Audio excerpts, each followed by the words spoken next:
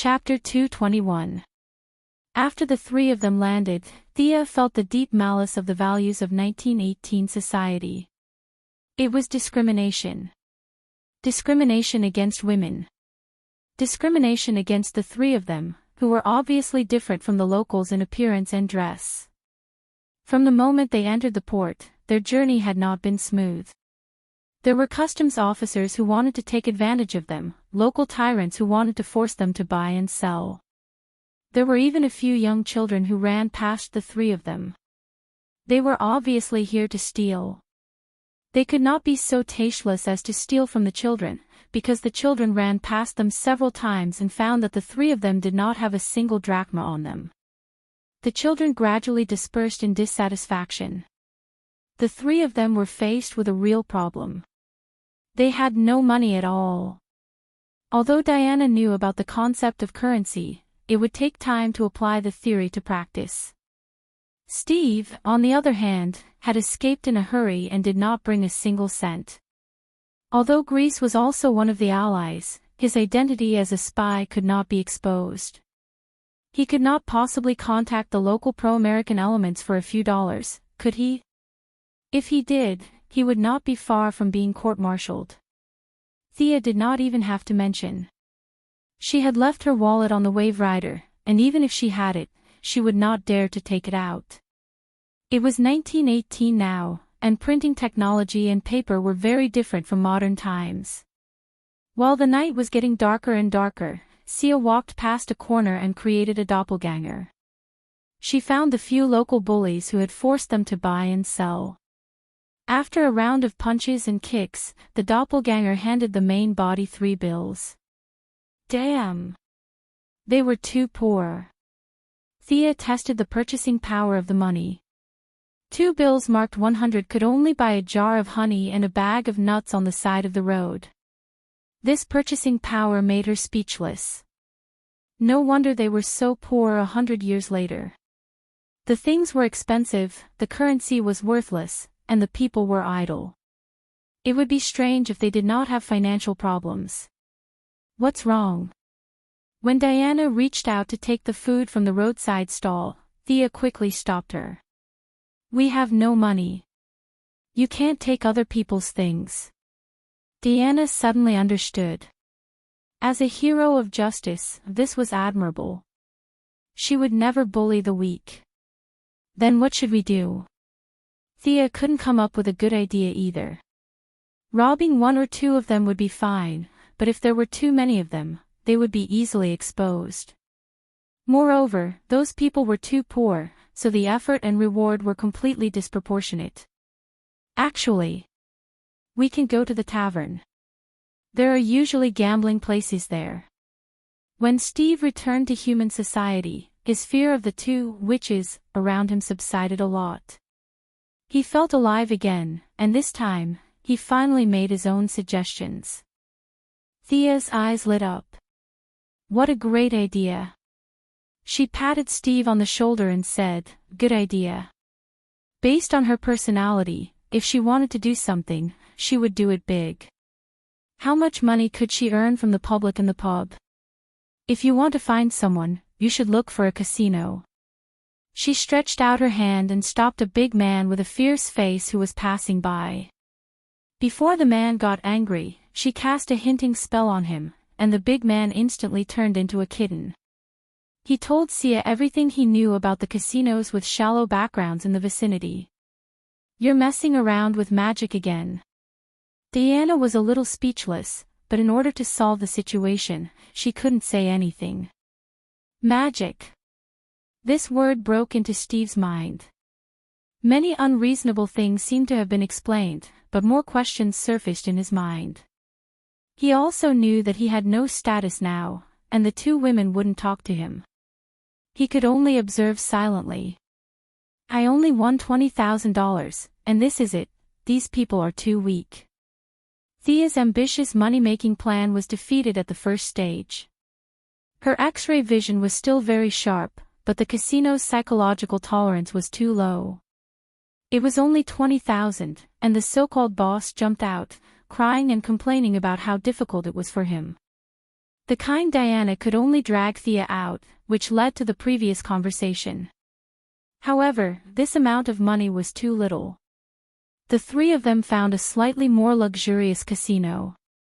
Sia also felt that she had been too cautious before. How could there be any experts in such a remote seaside town?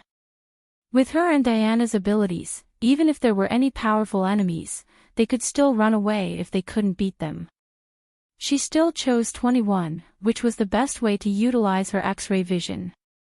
After 3 rounds, the chips in front of Thea were piling up. This is the last round. Let's go after this. Diana. Sia guessed correctly again. She was counting the chips with a happy face. She turned around and gave an order. Suddenly, she found that Diana was staring blankly in front of her with a blank expression. Something happened. Thea immediately looked around and found that everyone was in the same position as a second ago. The whole world seemed to be covered by a layer of gray, and everything fell into a state of stagnation. The Eye of Horus was gone too.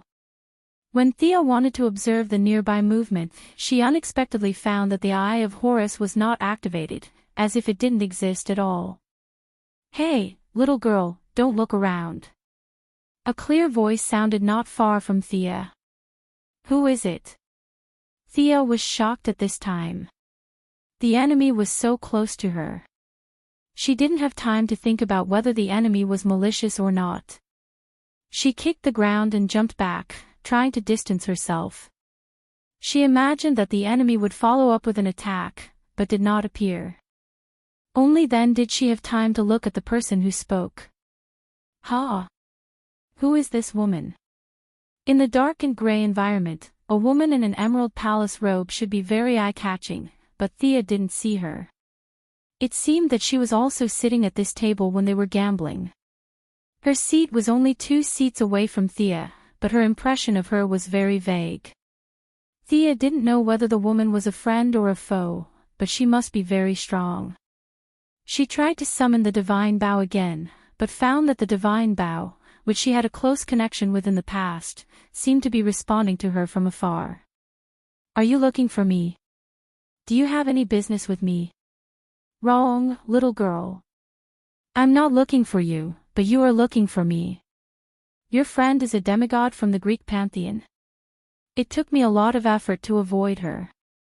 I'll keep it short. My name is Nimue Inwandu. I'm the youngest sister of the goddess of the lake on the blissful island. Little girl, what business do you have with me?" Thea suddenly realized that she was right. She was indeed looking for her, but she was looking for her future self, right? Not many people knew her real name, but many knew her nickname. She once went to the Eastern world at Kublai's invitation, and with her unparalleled divination skills, she obtained the title of Madam of Xanadu. There were also rumors that she and Merlin had a short relationship. In short, this was a main character that appeared in front of Thea in real life. Perhaps she was much weaker than a max-level main character like Zeus the God King, but she could easily crush Thea. Madam of Xanadu. Sia hurriedly lowered her head to show her respect. She respected Hippolyte because of her status, but she respected Shangdo because of her strength, especially when she saw that Diana was imprisoned, which made her even more respectful. Chapter 222. Descendant of Merlin, my divination told me of your arrival. If my interpretation is not wrong, did I say that I would guide you in the right direction? But my memory is not bad. I don't remember saying this sentence. Do you know where the problem lies? Madame Xanadu asked casually as she tidied her nails. Ouch! Thea complained in her heart. How could these people who had lived for thousands of years be so smart? If Hippolyte could guess it, so could she. Didn't they say that time travel was very secretive and high-end? If anyone could guess it, what's the point of being secretive? Seeing that she lowered her head in silence, Madame Xanadu's amber eyes turned. Did I say it in the future? The future me asked you to find the present me to guide you in your magic power cultivation. Yes, madam. Thea immediately admitted. She did not remember what the swamp monster said. At that time, the swamp monster's words were very vague. The activation of the bloodline could be considered as guidance, and looking for the person to guide you in person was also considered as guidance. But now that she said it herself, Thea naturally took advantage of it and admitted it first. She did not expect that Madame Xanadu did not even look at her and said lazily, "Nonsense. You are indeed the descendant of Merlin. His nature of spouting nonsense is almost inherited." Humph. After saying that, she looked at Thea's horrified eyes and changed to a more comfortable sitting position. "I am such a casual person. How could I make such a solemn promise? You must have made it up." Thea was embarrassed and speechless. She had seen the casual nature of this person. She was afraid that she just said it casually in the space and time of 2008. After saying it, she forgot about it. She did not take it to heart at all. Thea had a strong sense of crisis and constantly sought the path of self-learning. Otherwise, she might not be able to give her guidance even when the time came. Madame Xanadu lit a woman's cigarette and took a puff. A golden light flashed beside her hand, and a card appeared on the round table. The cards moved on their own without any wind, rapidly rotating. The whole thing emitted a rhythm that Thea could not understand. In the end, they all returned to silence, with only a bronze card hovering in the air. Madame Xanadu picked up the card and looked at it attentively. Then, she showed the card to Thea and saw an old man with a white beard giving a lecture. Enlightenment. Give pointers. Everything seems to be explainable. Judging from the cards, do I really need to give you some pointers? Speaking of which, did the future me ever give you any pointers? Did the future her give him any pointers? Thea was in a bit of a dilemma. Normally, she would have been enlightened if she had successfully activated her bloodline, but she could also say that she had not. Divination was like that. It could only provide 30% of the truth, and the remaining 70% had to be guessed. She gritted her teeth and stomped her feet. Anyway, this was not the only way out of magic. Seeing that the two of them were somewhat related, she would not attack even if she was angry, right? In fact, Thea was not afraid of fighting. Through the constant summoning, Artemis's silver moon longbow was getting closer and closer to her. As long as she had the divine bow in hand, she could use Zeus's lightning arrow to shatter this spatial rift. Then, she could contact Diana to form a team. Even if she could not defeat her, running away would not be a problem. No. You did not give me any pointers in the future. Thea observed her expression nervously. Madame Xanadu was stunned by the result of the card. Originally, she passed by Crete because she thought that there was something related to her here. She was just curious and did not expect to find out about the future. Things suddenly became serious, and she drew 2 more cards in a row to be cautious. The result was even more vague, but one thing was certain, Thea was indeed related to her. Madame Xanadu, who had relied on her divination skills to deceive people for thousands of years, was a little shocked. Damn it! What do you mean by related? The two of them were indeed related to Merlin, but was it related to the pointers? Unfortunately, the card could not speak. Madame Xanadu rested her chin on her hand and thought about it. Anything related to the future was not a small matter, so she had to be careful. After thinking carefully for a long time, she finally looked up at Thea. Descendant of Merlin, I am a little busy. She could not help but blush when she said that, but she still calmly continued. I am very busy. I don't have time to teach you, but I can provide you with clues to find someone who can teach you. After saying that, without waiting for Sia's response, he reached out his hand and grabbed more than 10 cards from the void. The cards were lined up in a row and placed on the table. Choose one of these cards and hand your future to fate. Let the Supreme Existence choose your future path for you. Nonsense. Thea had always scoffed at fate. If fate had arranged everything, she would still be drunk in the Star City bar. Do you think I have nothing better to do than come to 1918 to gamble? However, Madame Xanadu was determined. She had no intention of taking her as a disciple, and Thea was not interested in being a psycho. Perhaps choosing a card was the real pointers. She scanned the cards again with her X-ray vision, but it was still useless. The cards looked the same from the back, and she could not feel the slightest magical fluctuation when she touched them with her right hand. Thea kept thinking about all kinds of numbers in her mind. She was ranked second in the family, followed by Merlin and the 12 Knights. Her time of travel was Wednesday. She came up with a lot of numbers, and each of them seemed to be meaningful. However, she also knew that these were useless. She still had to rely on herself in the future, and it did not have much to do with who was the guide. She made up her mind and pointed to the second card on the left. Are you sure? Madame Xanadu received her confirmation and flipped the card open. On the card was an infantryman wearing cotton clothes and holding a spear. Not only was this infantryman shot in the knee, but his body was also densely covered with arrows. Who is this guy? Which sorcerer would be shot like this? Thea suppressed her thoughts and waited for Madame Xanadu to read the card.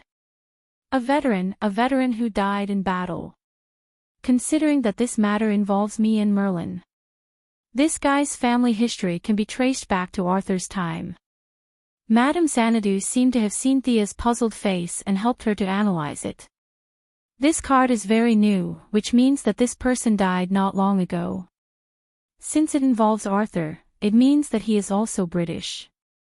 A veteran, which means that this person's status is not high. He is not a general nor a king, just an ordinary soldier. Combine these clues and go find him. The descendants of the veteran will provide you with the knowledge you need. This is your destiny. It was like looking for a needle in a haystack.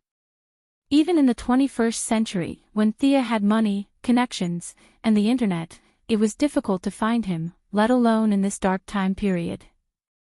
Fortunately, she had done a lot of preliminary work in Star City, and she had done some research on several famous sorcerers. Thea had seen their family information before. They were soldiers who died in the Battle of the Somme. There was only one family that could be related to Arthur, the Constantine family. Chapter 223. All of the conditions matched. He was born in a poor family. His ancestors died in a war in Europe. He was also related to Arthur and Merlin. However, when his family entered the modern society, their bloodline was diluted. For several generations, they were just ordinary people. Constantine's magic power was average at first.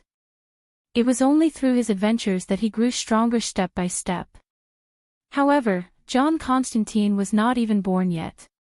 Even his father, who would scold him in the future, was still underage. How could an unawakened child teach her? Thea stared at the Madame of Xianxia, trying to get more information. However, the Madame of Xianxia shook her head and refused to explain further. What you need is right there. As for how to get it, you have to figure it out yourself. It was another ambiguous statement. She could get it however she wanted. The easiest way was to find their house, kick the door open, and take away all the books with words. This method seemed fast, but it was too dangerous. Would Constantine seek revenge when he grew up? Of course, he would. He was a man nicknamed Slag Kong. His bottom line would not be much higher than a transmigrator's. Thea did not want to return to Star City to find a group of demons playing Fight the Landlord in her house. If the hard way did not work, she could only use the soft way. As long as his father was willing to give her the magic book, he would not have much of a problem. However, what did his father lack now? She could only act according to the situation after she found him. Seeing that the Madame of Xianxia was about to remove the barrier, Thea suddenly thought of something. She could ask this expert. Madam, please wait for a moment.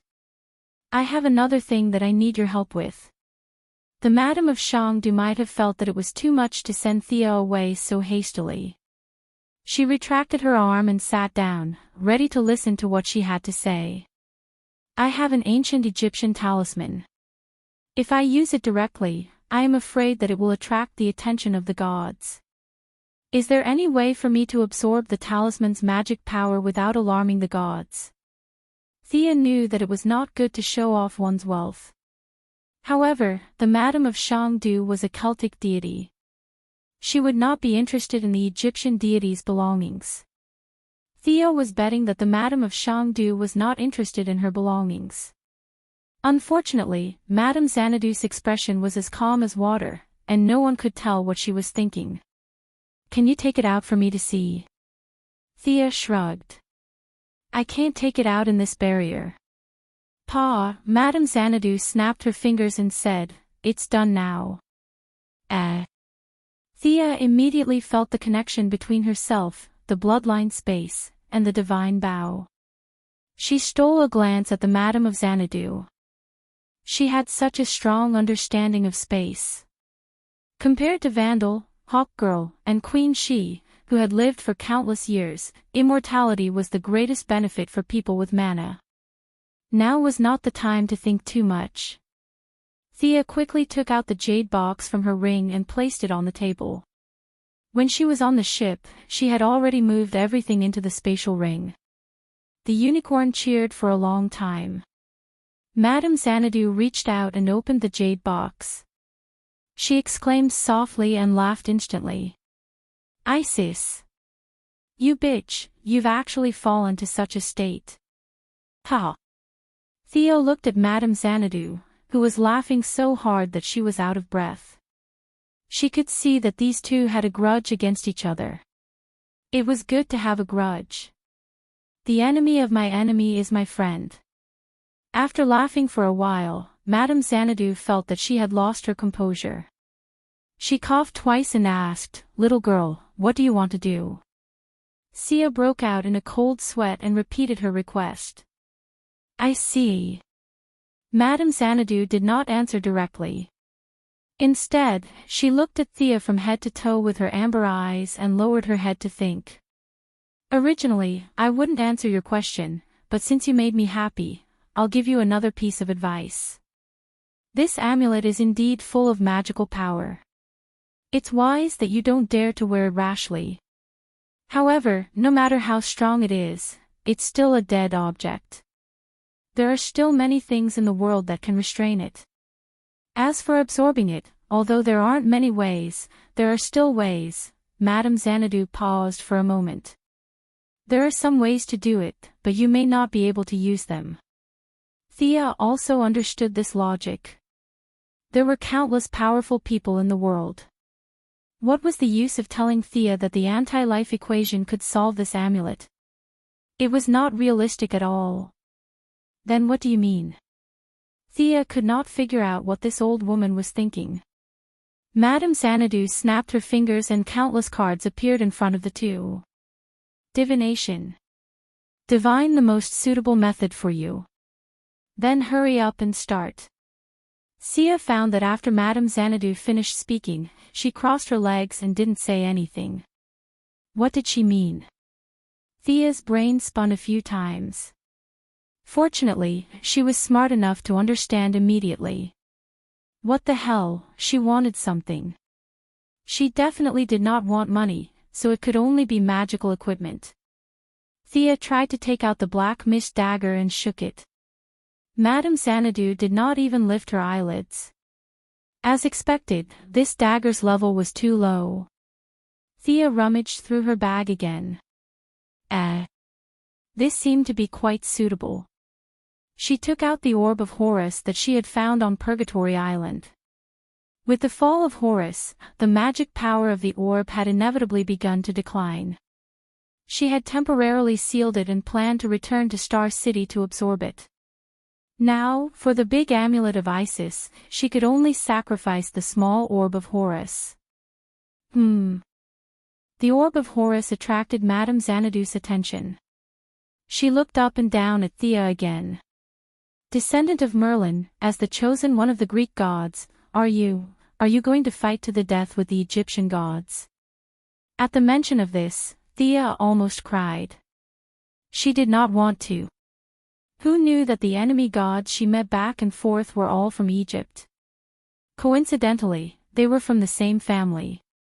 She was also wronged. She had no way to reason with them. Now, she had to explain that she was innocent. The eye of Horus and the divine blood were all given to her by others. She had to be believed first. She nodded and accepted the fact that she was the sworn enemy of the Egyptian gods. Madame Xanadu was a little moved. She weighed the orb and said encouragingly, using your son's things to exchange for your mother's things. You're doing a good business. I see that you're a pleasing junior. Let me help you with divination this time. Thea pursed her lips. Do you think I'm a noob? Your divination costs nothing. You make it sound like you're the one who suffered a great loss. After receiving her reward, Madame Xanadu didn't waste any more time. Her 10 fingers continuously swept across the cards as she chanted an unknown incantation. It wasn't until her eyes turned white that she finally grabbed a card and stopped. The card faced Thea and flashed. There was a demon drawn on it. An old man was lying in front of the demon, and a sword was stabbed into the old man's side. Chapter 224. Madame Xianxia looked at the card and said with uncertainty, Old man, the devil and the sword. The key should be the sword. This person should have been in contact with you. Okay, whatever you think has nothing to do with me. It was really difficult to deal with Madame Xianxia. If Thea did not know the plot and had good analytical skills, she would not have been able to find the answer with her divination. Through these clues, Thea thought of a person, the ninja master. This old guy was known as the leader of the devils. In the original plot, he had the sword that severely injured Thea. All these clues pointed to him. Could it be that his sword could absorb magic? Thea instantly wrote down the master's name in her little black book. She was going to borrow the master's sword when she returned to the original time and space. As for the location of the cave, Thea felt that she could get the answer whether she asked Batman, Old Ma, or Talia. It was still the same question. The master had lived for so many years and had many enemies. Moreover, these people were all related to Thea. Okay, I should go. In the future, we should not. Madame Xianxia interrupted her thoughts and was about to open the barrier. Before she left, she drew a card and narrowed her eyes. The words that were on the tip of her tongue became, We will meet again in the future. Goodbye, descendant of Merlin. The surrounding space was like dominoes, returning to the void in a very artistic way. The original casino reappeared in Thea's vision. The surrounding noise was heard again. Thea quickly looked at Madame Xianxia's seat and found that it was empty. Although there were many people in the casino, everyone ignored the empty seat. Did something happen just now? I feel that something is wrong. Diana was a demigod. Although she was still young and had not reached the height she would reach 100 years later, she still felt that something was wrong. Thea could only play dumb and pretend that she didn't feel anything. Diana wasn't as confident as she would be in the future. She could only treat it as an illusion in an unfamiliar environment. Although giving up the orb of Horus made her feel a little distressed, she got 2 answers. Others might have a headache over these illusory divination, but Thea, who had a good understanding of this world, could use her own information to fill in the gaps in the divination. Madame Xanadu didn't mention a time limit at all, but presumably there was a time limit, so the sooner it was completed, the better. Thea counted the money they had. It was barely enough for them to go to London. But who was she? He bought a lot of food and clothes for them. Then, under Diana's speechless and Steve's horrified gaze, he forcibly hypnotized a captain who was sailing from Crete to Marseilles, France. The three of them went straight to the VIP room of the passenger ship. Thea asked Steve to guard outside and not let anyone in. She pulled Diana into the room. Although she wanted to go to Constantine's family immediately, she couldn't let Diana's guard down. She hadn't experienced the pain of the original time, and although her belief in justice was still strong, she didn't want to leave the island. Half of it was her own choice, and the other half was pulled by Thea. She didn't have the drive to do anything. Since Thea pulled her out, she had to take responsibility. First, she had to change her clothes. Anyone who saw a woman with a sword and a shield would be puzzled, especially in some big cities. There might be some idiots who would think that she was going to kill someone on the street. Thea didn't want to fight with a 20th-century policeman. She had to change her clothes. Fortunately, the two of them were good friends. After talking about the things to pay attention to in modern society, Diana took off her clothes. "You're not wearing anything underneath." Sia was a little speechless as she looked at Diana, who had taken off her armor. "Don't you feel uncomfortable?" She reached out and touched Diana's indescribable body. Although it wasn't as soft as cheese, it wasn't as hard as stone either. It was still normal. Why didn't it shake when she was wearing the armor? It didn't make sense. Fortunately, there were already underwear in this era. The first bra was invented in 1914 by a woman named Femery. It became famous in Europe soon after it was invented.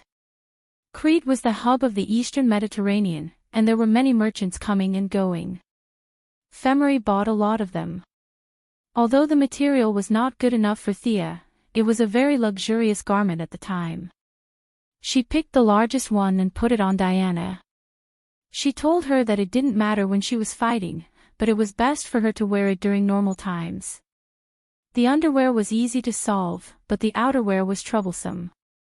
Because of the discrimination against women, almost all the shops did not have women's clothing for daily use. The few pieces they had were whalebone skirts, and the girdle was too thin. Even Sia, who was petite, couldn't fit into it, let alone Diana, who was a foreign woman with a warrior's body. It was said that some aristocratic ladies had to have surgery to cut their ribs to wear it. Thea snorted. She wasn't that addicted to that. She couldn't find any suitable clothes. In the end, Steve came up with an idea. Thea bought a lot of denim outfits. Diana was relieved when she knew that she didn't have to wear those skirts, especially when she knew that she had to cut her ribs. She was so scared that she waved her hands. "Well, not bad. It's very tasteful." Thea took a few steps back and looked at Diana in her denim outfit. Her blonde hair was loose, and she was wearing a brown vest over a white shirt. She was wearing a pair of beige pants and black boots. Diana did a few punches and kicks on the spot and found that it didn't affect her strength at all. She was quite happy.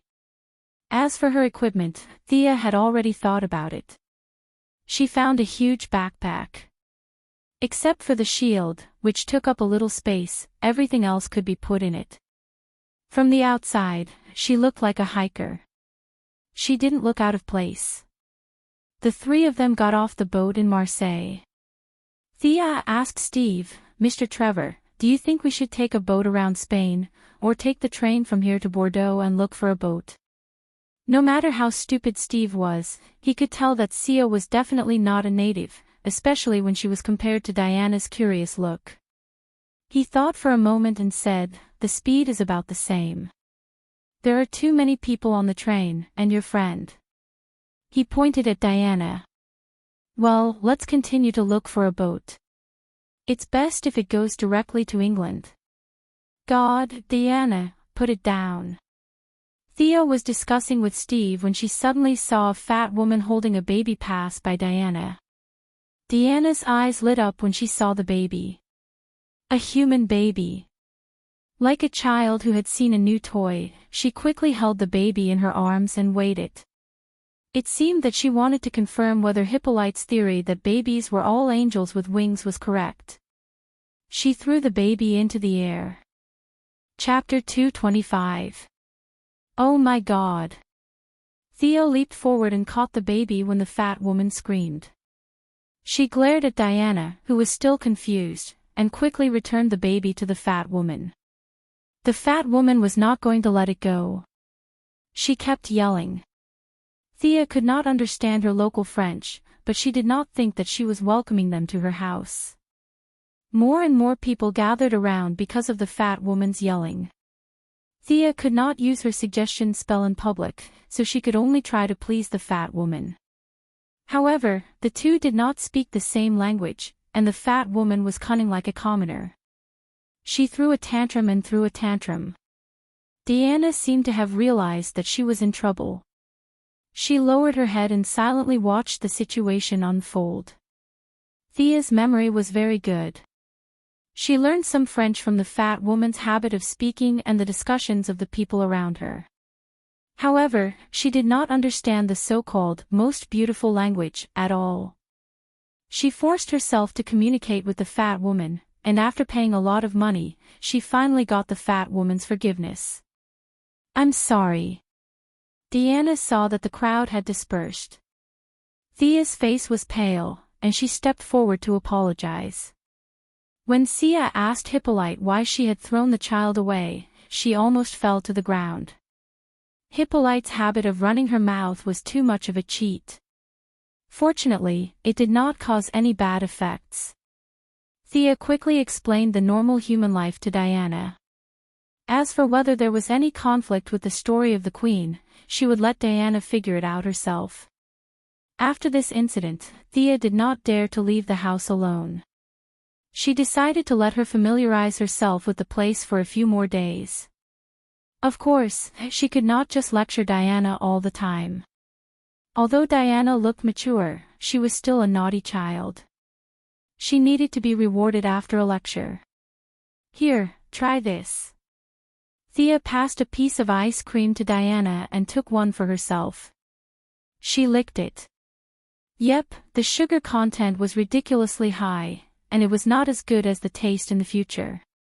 However, she had been eating wild game on Paradise Island for half a year, and it was not bad to change it to something sweet. In a good mood, Thea even waved at Steve with the ice cream in her hand, signaling him to pick one too. Steve shook his head quickly. What a joke. Two young girls could eat ice cream on a romantic French street. He was an American who was deeply influenced by the serious and rigid atmosphere of the British. This guy doesn't know how to enjoy life, Thea thought to herself. She then ignored him and started to care about Diana's first experience. Desserts were indeed the best weapon to deal with girls. Regardless of whether this girl had lived for 5,000 years, Diana was instantly conquered by the delicious ice cream. She stared at Thea with shining eyes and said, "I want more." At that moment, all thoughts of Aries were forgotten. Diana only felt that her mouth was surrounded by the sweet taste of the ice cream. It was as if a heavy burden had been lifted off her shoulders. Naturally, Thea observed her mental state. It was incredible that ice cream had helped a demigod to affirm her beliefs. To prove her beliefs, Thea bought all the ice cream and found a secluded place to freeze them one by one with frost ray. Although she did not have the water element and did not know any ice spells, she was still able to cast such low-level spells that were almost like magic.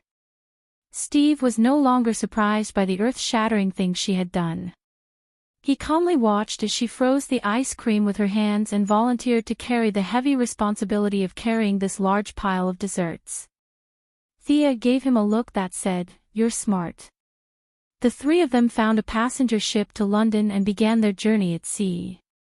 "Hasn't your partner arrived yet?" "We've been waiting for 2 hours." Steve leaned against the corner of the wall, constantly looking at the passers-by around him and asked anxiously. "She said that she had something urgent to attend to at a place called Liverpool. She asked us to wait for her until sunset." Diana was not in a hurry. She said slowly while licking the ice cream in her mouth. "Liverpool? That's more than 300 kilometers away from London. She boarded the ship at the same time as us." Did she fly there? Steve felt that after meeting these two women, his inherent common sense was violently challenged every day. It was not unusual for anything to happen to these two women. Although he knew the answer in his heart, he could not help but complain. Phew. Phew. I finally found you. You're in a very remote place. The one who ran over while panting was naturally Miss Thea. Not long after she boarded the ship, she told Diana to be careful. She took advantage of the night to fly to the northwest port of the British island, Liverpool. It took her a lot of time to find a child in the densely populated port city. After controlling 2 counselors, 7 tax officers, and 11 gang leaders, she finally found the father of the future John Constantine, Thomas Constantine. At this time, Thomas was still a child. His father had died in the Somme, so his family was extremely poor. After finding the child, everything went smoothly. When Thea was ready to use magic, she found that although the child did not show any signs of magic awakening, his blood had a natural magic resistance. Mental control and other methods were immediately dispelled. Thea could only use her authority as a counselor to help little Thomas successfully get his father's pension. While he was away from home, she secretly sneaked into the Constantine family's old house. The search went smoothly. Soon, she found 5 thick, black-covered magic books. Thea did not dare to pack up all the books, as she was afraid that it would affect John Constantine's development in the future. Instead, she made a copy of the books. After arranging for a few government officials to keep little Thomas busy with some trivial matters, Thea copied day and night. It took her 3 days to finish copying all the 5 thick magic books that had been passed down from Arthur's era in the Constantine family. The knowledge was not high-end. In terms of depth, it was far inferior to the knowledge of the goddess chosen. However, it was very basic. Elemental magic, illusion, summoning, demonology, all kinds of rituals, all kinds of secret spells, and all kinds of knowledge. Some of the ancestors of the Constantine family had traveled around the world and recorded some secret places between the lines. These places looked very mysterious. Thea did not want to take a look. She was not Constantine. She felt that she had enough troubles. She was not curious enough to find trouble with all kinds of monsters. After doing all this, Thea looked carefully. After making sure that she did not miss anything, she rushed all the way to London. Using the Eye of Horus was the most convenient way to find someone. However, Ares was in the city. God knew if the fluctuation of divine power would alarm him. Thea could only rely on the stupid method. Chapter 226. Relying on Diana, who had also been blessed by Artemis, the two of them had divine power of the same origin. Thea took a few turns and finally found the two of them in a small alley who seemed to be underground gang members. After enjoying Diana's warm embrace, Thea asked Steve with a puzzled look, "Aren't you an American captain? Why are you so sneaky in England? Are you a double agent?" Steve leaned against the corner of the wall and waved his hand without saying a word. His eyes constantly scanned the pedestrians on the road, as if everyone was up to no good. "Hey, what happened to him?" Thea whispered to Diana. She had only been away for a few days. "There seems to be something wrong with him." Diana had been in human society for a few days and was not as straightforward as she was at the beginning. She looked at Steve and pointed at her head with her right hand. Pfft. Thea quickly covered her mouth. She was overjoyed. Coward, spy, and crazy. With so many labels, Steve Trevor would not be able to seduce Diana no matter how charming he was. "Great, great." She patted Steve on the shoulder and said, "Let's go and turn in the mission." Steve had some skills. He gestured for her to keep quiet and said in a low voice, "There's a gunman under the low wall, the one with the hat." Thea looked at him. He was not lying. Although the man was pretending to read the newspaper, his eyes were constantly scanning the pedestrians. He was indeed an enemy. Although she could not use her divine power, Thea, who had been an archer and a sorcerer for many years, could still find 3 people with similar characteristics. In the original plot, the nervous Diana thought that the 3 people were sent by Ares. Filled with a sense of mission, Diana almost went all out. She even used the lasso of truth to deal with the 3 small fries. Needless to say, this was all Diana's imagination. How stupid must Ares be to send a few armed spies to kill a demigod? Thea, who had obtained the Constantine family's magic book, was now more adept at using magic. She tapped Steve's shoulder with her left hand and said, "Okay, they won't notice you if you go out. Go and turn in the mission." "Am I invisible?" Steve looked down at his hands and found nothing strange. "Reduce your presence. According to what you know, the people around you will automatically ignore you. You will be fine as long as you don't do anything out of line. Of course, you can't kill people. You walk in front and we will follow you." Thea didn't care if he understood or not and pushed him out of the alley. Steve was just an ordinary man. He couldn't withstand her extraordinary strength. He was pushed back at least 10 meters. "Ha!" Steve, who was suddenly pushed into the crowd, realized that no one was paying attention to him. Even the tall man who had suspected that he was going to harm him was still staring at the alley. "How magical! He can't see me." Steve took a few more steps toward the man and realized that the man really didn't notice him. He was no longer worried and strode forward. Thea and Diana naturally followed from a distance. Thea hurried back because she wanted to see Ares' strength. London was definitely not a battlefield. The United Kingdom was the main force of the First World War, and the United States was still a bystander. There were all kinds of high-ranking government officials and allied generals on the streets of London. If there was a war of gods here, the damage to history would be devastating. Thea's patriotic heart was as big as a sesame seed. She didn't want to go back to 2008 and find that the people on the streets of the United States were all fluent in German. His sense of beauty is so unique. Is that his partner? Diana and Thea were walking not far behind. They saw Steve suddenly walk up to a short and fat woman. The two were talking and laughing, and they even hugged each other. Ha! Thea was still thinking about Ares. When Diana said that, she looked up at Steve. It was indeed a short and fat woman, but what the hell was a partner? She was Steve's secretary. Thea had some impression of this fat woman. She seemed to be a funny character. Since Diana had misunderstood, she would continue to misunderstand. Steve found his right-hand woman and was about to introduce her to the 2 women, but when he turned around, he found that he could not see the 2 women. Needless to say, it must be the effect of the magic again. He had just walked past his secretary and found that she did not notice him. It was not until the 2 touched each other that the secretary found him. Now, Steve completely believed in the existence of magic. He wanted to squat in the corner and write the word "convinced" on his face. He told his secretary to wait for him and walked away proudly. However, when he reached the entrance of the Allied headquarters, he hesitated. According to the witch, he could enter unimpeded with this magic. But what would he do after entering? A few generals were discussing loudly. Would he suddenly pat a general on the shoulder? Would he be treated as a spy and shot to death?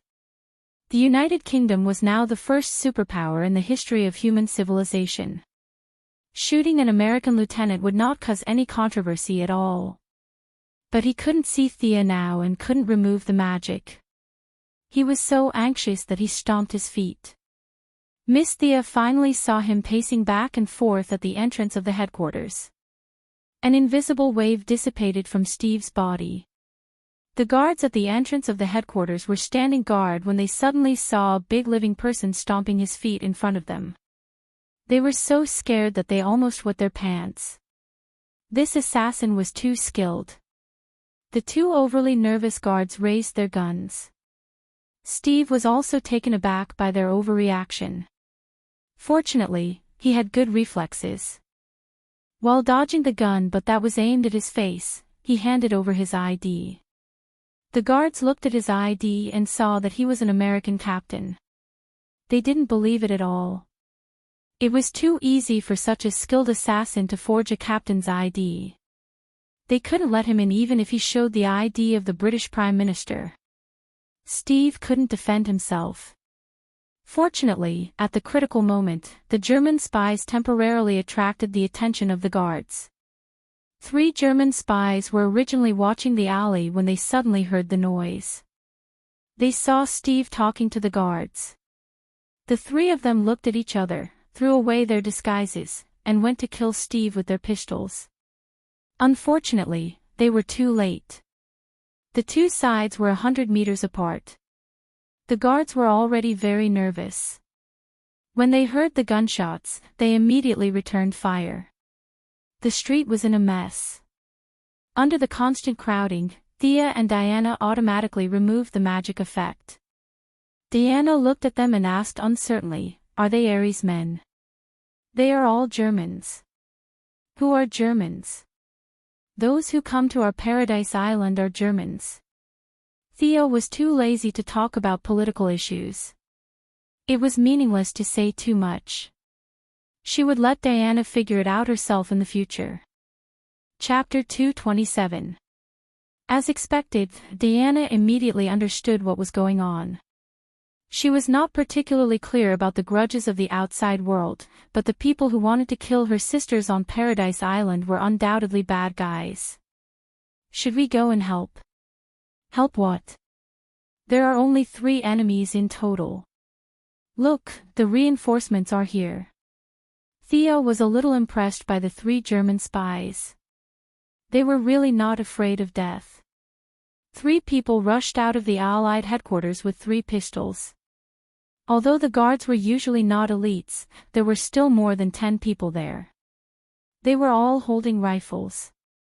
One of the guards who was nervous called the patrol team that was passing by, and another 100 people came. The 3 German spies were shot full of holes before they even had a chance to eat cyanide. A young man who seemed to be a lieutenant colonel ran out of the headquarters when he heard the rapid gunshots. When he realized it was a false alarm, he turned his head and ordered his men to tell the generals inside that they could crawl out from under the table. The situation outside was firmly under his control. Bastard, there are no survivors. But after looking around, he realized that he was a little too hasty. There were only 3 enemies on the ground, and each of them had more than 10 bullets in their bodies. He could not recognize their original faces at all. He roared at the guards at the door. There were no survivors. Would the leader blame him for not doing his job well? A guard saluted and shouted loudly, "Sir, there is still one alive."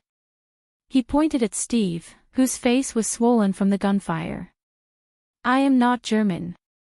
Steve raised his trembling hand to protest, but his movement caused him to be hit by the gunfire again. At this time, Steve's heart was broken. What was going on? He was thought to be a German on Paradise Island, and now he was back in the headquarters? He was wronged. The results of years of training finally showed. He methodically explained his origin, code name, and superior contact in an orderly manner. The British lieutenant colonel listened to his explanation coldly and waved his hand to stop the guards from continuing to beat him. "Bring him in to see the general." After saying that, he walked inside with his hands behind his back. In his heart, he had already confirmed that the guy on the ground with his face swollen like a pig's head was not a German, but he had no intention of apologizing at all. He had already beaten him up. As a distinguished soldier of the British Empire, what was wrong with beating up a few Americans? He deserved to die.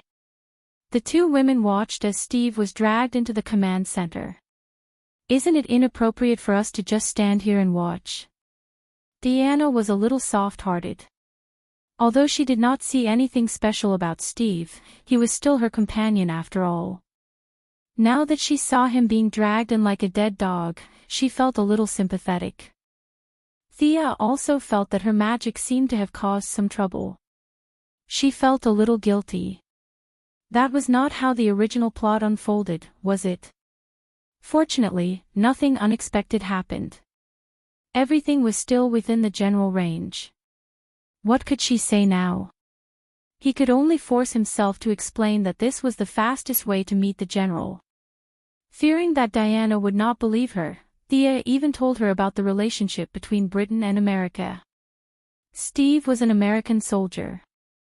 If he was respected in the United Kingdom, it would be detrimental to his future development. It was good as it was now. People did not like him.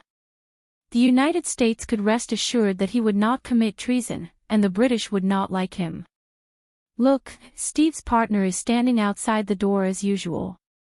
In order to prove that her words were reasonable, Thea pointed at the fat secretary who was standing at the door in a daze. Was he scared out of his wits? Although Diana was a little confused, she was still fooled by Sia's expression that said there was a lot going on here and she couldn't tell too much about it. She nodded thoughtfully. What about us? Let's go in and have a look. The two women used the suggestion spell again and swaggered in. The original spacetime should have been a noisy meeting, but after the first gunshot outside the door, it quickly quieted down. Then, like a spring that had been pressed to the limit, the entire venue was in chaos. Ares, who was giving a speech on the stage and pretending to be a peaceful person, was very angry. Although his words were false, and he himself did not believe them, he was still very depressed that the results of his speech had been completely ruined by the noise of the crowd. Facing the two women who followed Steve in, he glanced at them and pretended not to see them. He despised them in his heart. How could they come in with the suggestion spell when they did not even know how to be invisible? No one could stop him after Zeus. The generals, dignitaries, and representatives of the allied nations at the meeting were frightened by the gunshot. Now that they saw Steve being escorted in, some of them refused to listen to any explanation and clamored for Steve to be hanged. Of course, Ares could not let his important pawn die, so he pretended to be kind and tried to explain for Steve and the conference room. This guy is Ares. Thea quietly looked at the guy who looked a little like Professor Lupin. His disguise was so good that there was not even a trace of divine energy fluctuation. However, her intuition told her that this guy was not too strong. Thea was now considered to have seen a lot of things. Whether it was Artemis who did not dare to leave the divine kingdom, Horus who jumped into the main material world, or the demigod Diana and the Madam of Xanadu, she had seen a lot of powerful people. The Ares in front of her was not even a projection.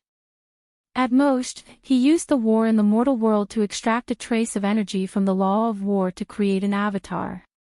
Thea might not be able to defeat this guy with her current strength, but with the divine bow in hand, escaping was not a problem. Could this guy really absorb enough energy from the battle with Diana to let her go home?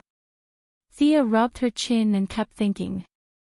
Ares did not know that his strength had been despised.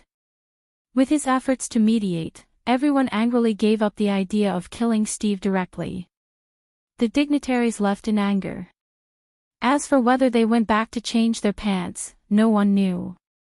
The patriotic young man, Steve, did not bleed or cry. He thanked the lame knight, Ares, for speaking up for justice. After escaping death, he finally remembered his mission. Then, he realized that he could not read a single word in the Professor of Poison's notebook.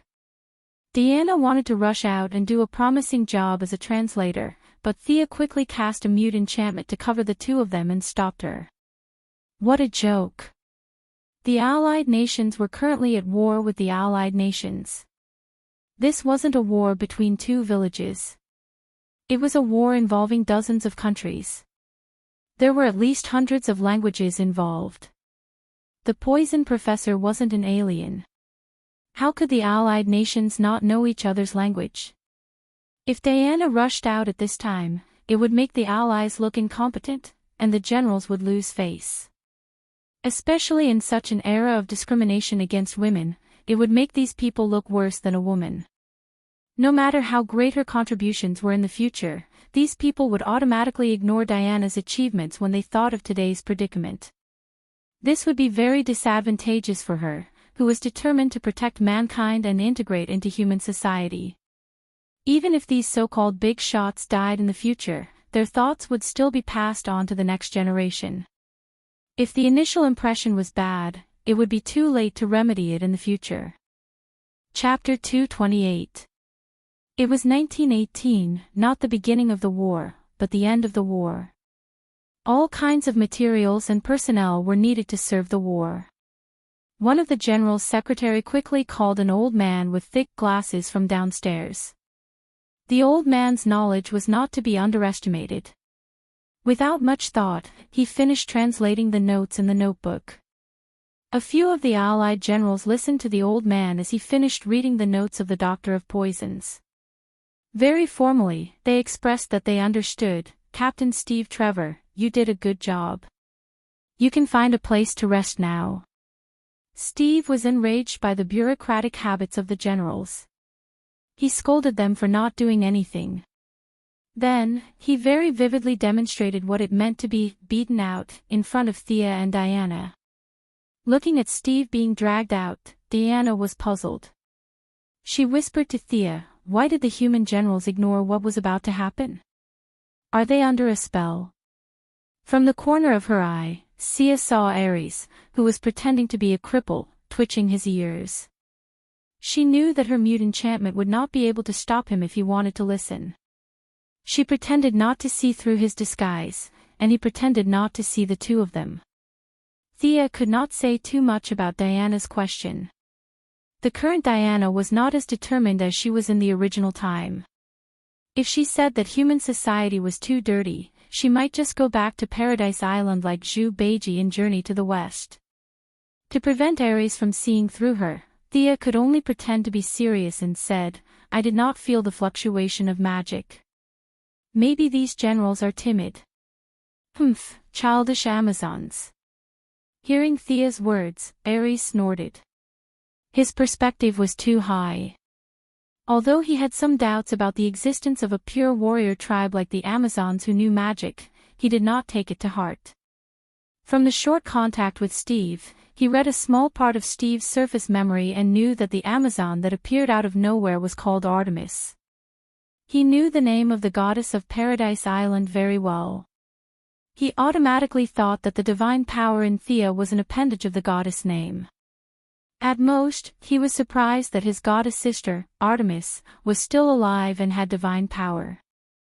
However, he did not take it to heart at all. Sure enough, Diana did not think much after hearing Thea's explanation. She just looked at the leader of the Allied generals with disdain, treating this political compromise as cowardice. Diana shook her head and said to Thea, "Steve's mission is complete. Let him continue his mission. Let's go to the front line to find Ares. I want to cut off his head and end this war." Theo looked at the resolute Diana and her face twitched a little. She did not dare to look at the dog head in the room. She was afraid that the god of war would not follow the script and directly transform in London. She could only valiantly say that this was her mission and let's go quickly. She pulled Diana out of the headquarters. Although without Steve as a burden, Diana still could not fly at this time, and Thea did not want to take out the skateboard in the daytime. The two could only buy a ticket to Belgium and prepare to go directly to the battlefield to find the illusory Ares. Thea had plundered the local gangs in Liverpool and had piled up a lot of pounds in her elk ring. Although she was not a millionaire, she was now a small asset. The two women booked the ticket and found the most luxurious hotel in London to check in. After changing, Thea was holding an introductory black magic book and reading with great interest. There was a hurried knock on the door. "You are Mr. Trevor." Thea opened the door and saw a man with bruises on his face.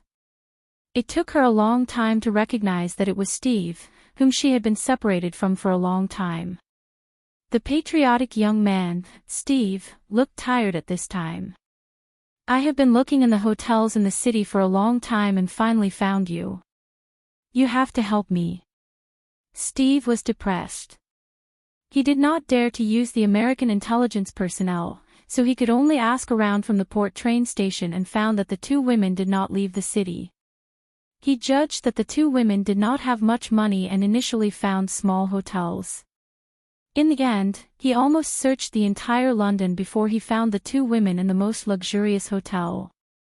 Miss Artemis, I need your help. You must have something you need my help with, right?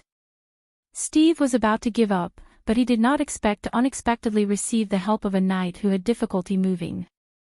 The kind knight inadvertently mentioned that he could find a few helpers and act alone. Steve did not know that all of this was a hint from Ares and thought that it was his own idea. He thanked Ares profusely and ran all over the city. He was exhausted and finally found the two women. Sia had already expected this. Ares's thoughts were not difficult to guess. He wanted Diana to see the evil of human beings, and then her faith would be shaken. After that, he would use flowery words to confuse her to his side. So, the strategy he used was to kill people with a slow knife. You can watch as much as you want, the more you watch, the better. But his own divine power was far from enough to monitor Diana. In order to control everything, he worked hard on Steve. As long as Steve stuck close to Diana, the whereabouts of this group of people would be under his control. Thea, of course, welcomed this. Was there a better ending than completing the destined battle on the predetermined battlefield and collecting enough energy without affecting the timeline? Immediately, he took Steve to see Diana. Steve acted out his inner drama again. How selfless he was, how he would not rub sand in his eyes. For the sake of justice, for the sake of the safety of mankind, you must help me. However, Diana, who took the responsibility of protecting mankind as her duty, liked this and said that she would do her best to help. Steve asked about the two's itinerary and left. He also knew that he could not completely rely on these two gods. As for the Ares they talked about, he never understood what it was. Was it a person's name or an organization's code name? He did not know anything. In order to prevent the two from looking for Ares halfway, he had to bring a few more people with him. Whether it was to strengthen his voice in this small team or to go solo in the future, he had to find a few more companions. Early the next morning, when Thea and Diana left the room and went to the lobby for breakfast, they found that the hotel waiter stopped one of Steve's companions. "Sir, I'm sorry, your Indian servant can't enter." "I'm not a servant." A short, curly-haired man next to Steve, who was of Indian descent, objected angrily, but the waiter was very polite, but his tone was unusually firm.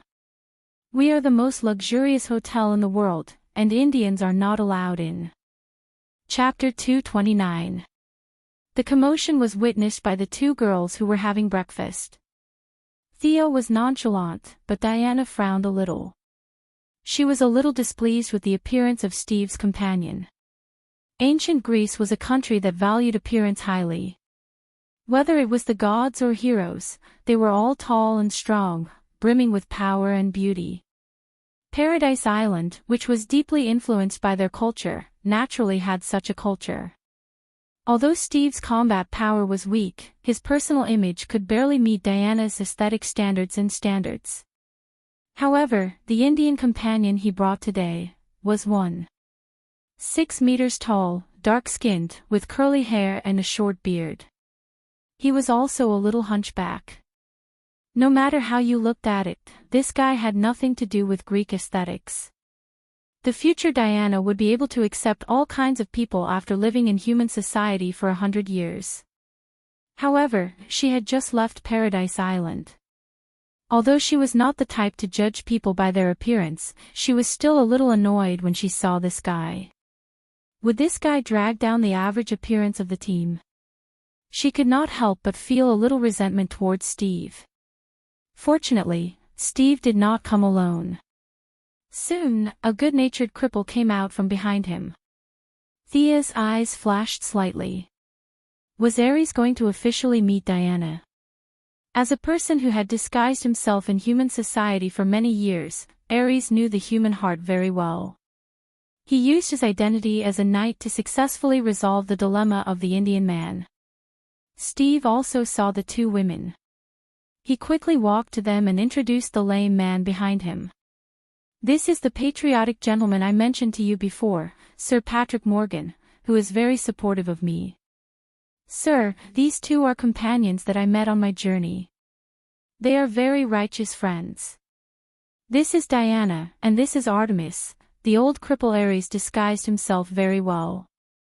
He did not reveal a trace of his divine power. He was completely an ordinary old man. When he saw the two girls, he took off his hat in a very old-fashioned way. Thea sneered in her heart. Humph, taking off his hat. She did not dare to shake hands with him. Once they shook hands, there was no point in hiding. Her cold attitude caused Ares to misunderstand and confirm that she was a member of the Amazon. Ares ignored Thea and automatically turned his attention to Diana. Diana did not notice his abnormality. Seeing that Thea did not speak, she did not know what to say as she was new to human society. She just nodded to show her respect. Steve then introduced the two elites he had recruited. One was a short man of Indian descent who claimed to be able to speak many languages, and the other was a white man with puffy eyes and a small round hat. He said that he was a sharpshooter who could never miss a shot. An Indian and a Jew. With the addition of the Native Americans at the front line, the multinational troops were all present. This was very much in line with the spirit of the Americans. Sia glanced at the two of them and did not look at them again. These two guys were actually praising them when they said they were just here for fun. That sharpshooter was even more of a joke. A guy like that would probably not survive more than 3 days on a European battlefield. Their only commendable quality was that they were not afraid of death. Steve probably felt that the two people he recruited were a bit of a failure. He talked about his plan non-stop. Thea thought that the plan was stupid. She and the others would charge in front of the enemy while Sir Cripple, who had the intelligence, would guide them through Steve's fat secretary and wander around blindly. This way, not only could it help Ares keep track of their whereabouts, but it also gave him the satisfaction of being a chess player. Thea sneered. She thought that she was the chess player, but what she did not know was that there were more consciousnesses watching her behind the scenes.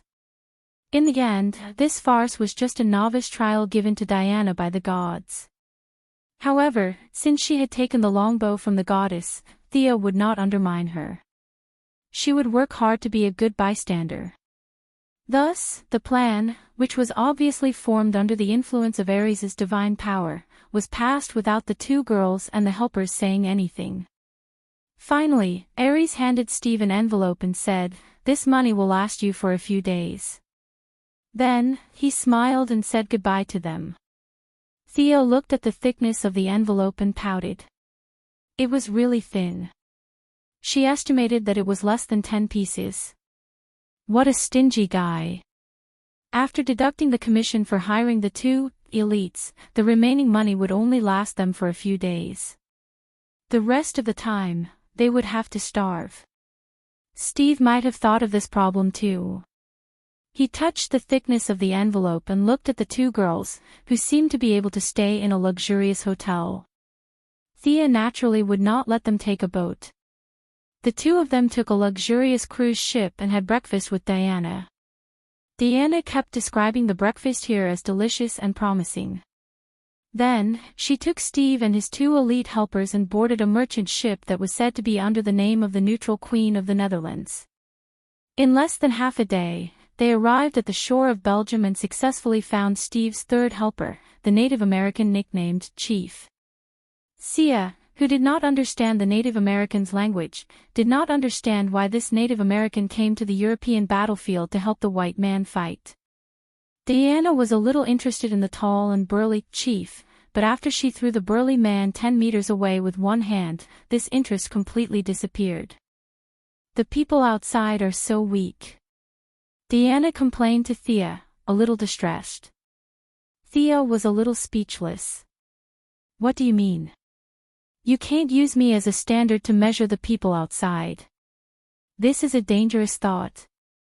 What if you see the famous Lord Bat in the future and want to test his strength? Won't you punch him to the moon? After this little episode, the chief was still a little angry. For some reason, he competed with Thea and Diana in archery and lasso. The results of the competition were self-evident. The tall and mighty Native American man was now a little evasive when he saw the two girls, especially after he learned from Steve that Thea was a witch.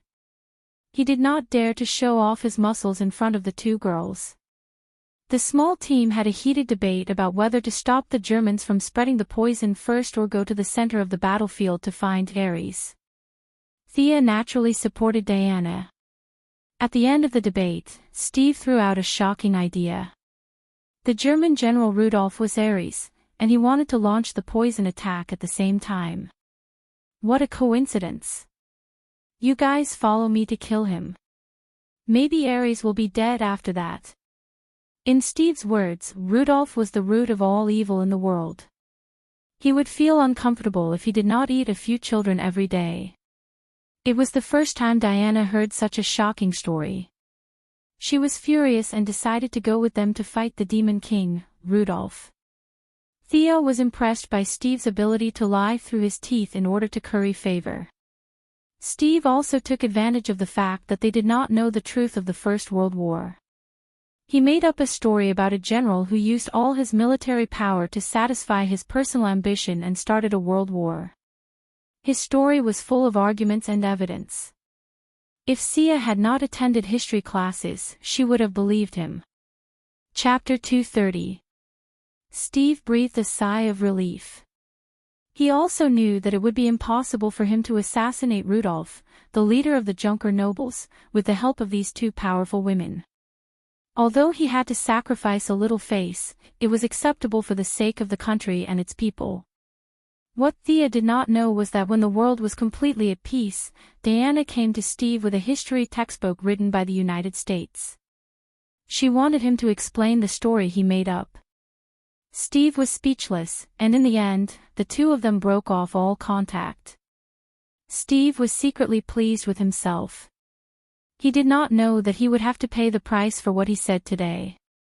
When the team crossed the battlefield and passed by a village, Diana encountered her first choice in life. A woman with unkempt hair and a dirty face held on to Diana with a child in her arms. "Please help me. My house and food are gone. Please help me." Theo looked at the woman with concern. She was suspicious. This middle-aged woman did not seem to be missing an arm or a leg. If she knew that there was a war, why didn't she run away? Why did she hide in the trench with a child? She was too careless. There were at least 80 or 100 people who had passed by her.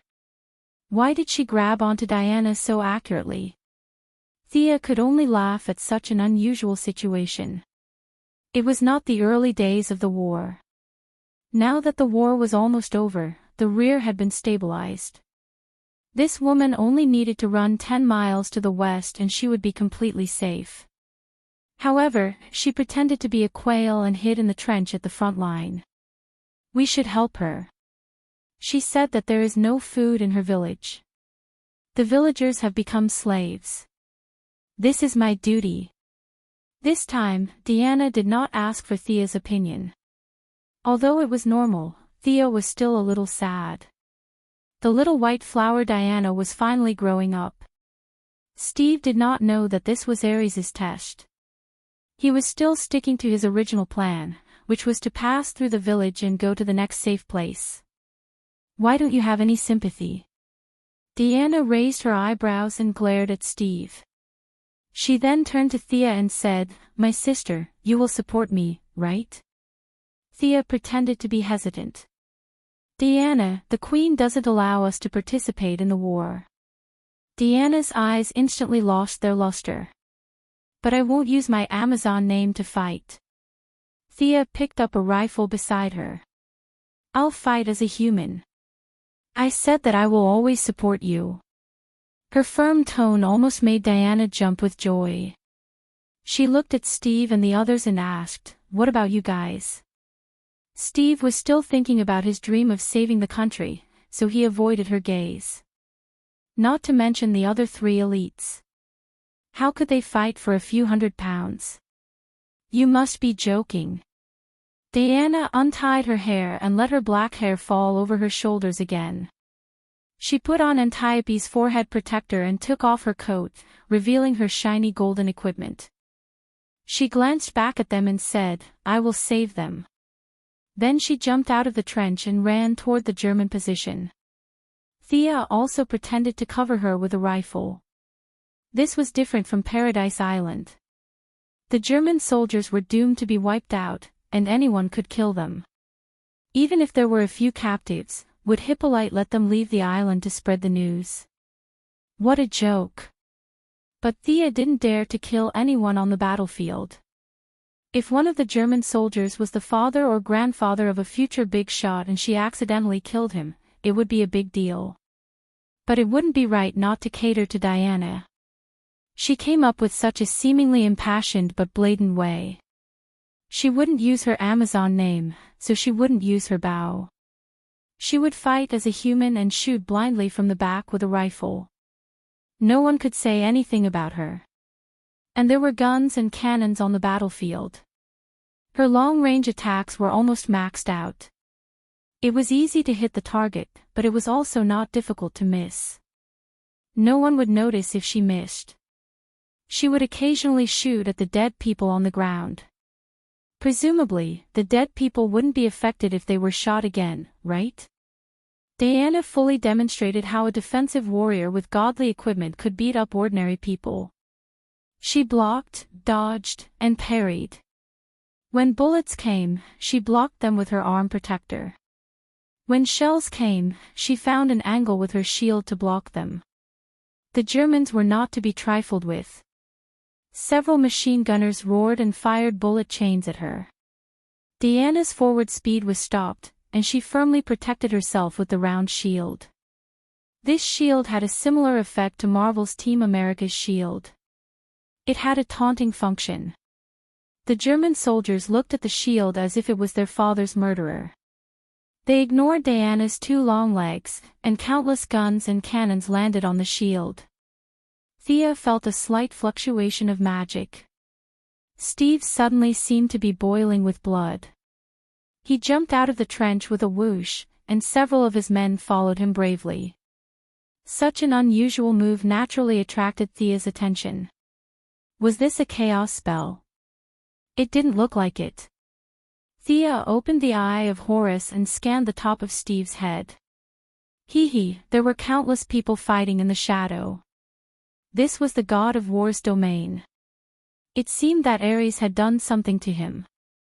Thea did not intend to destroy Ares' spell.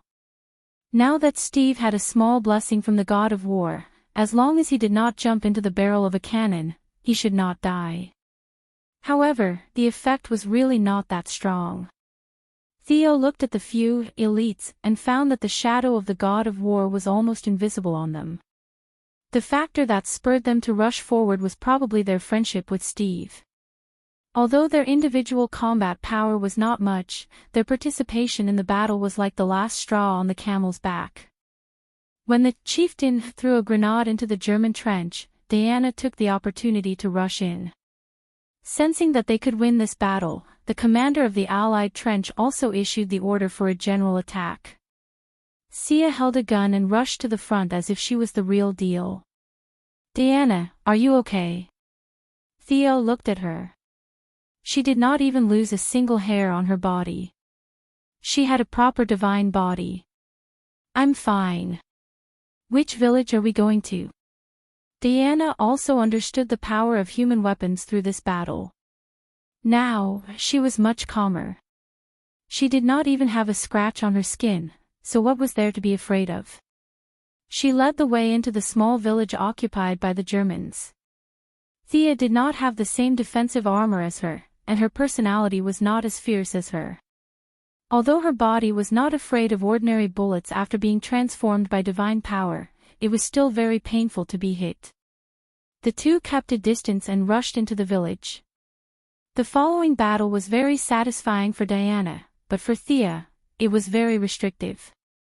This German soldier was full of vitality and did not seem to deserve to die here today. This boy looks so young and has a great future ahead of him. Spare his life. In the end, Thea simply stopped fighting. She called the villagers who were hiding in their homes to come out quickly. Using her strong mental power, she led a large group of villagers to flee. There were so many people that Diana gave up fighting and kept covering her as she led the villagers away from the battlefield. Chapter 231. Leave this to me. You go and deal with the enemy. Thea's original intention was not to disrupt the course of history, and at the same time, she wanted to make her presence known. Whether the villagers lived or died had nothing to do with her. She just wanted to act as if she loved life.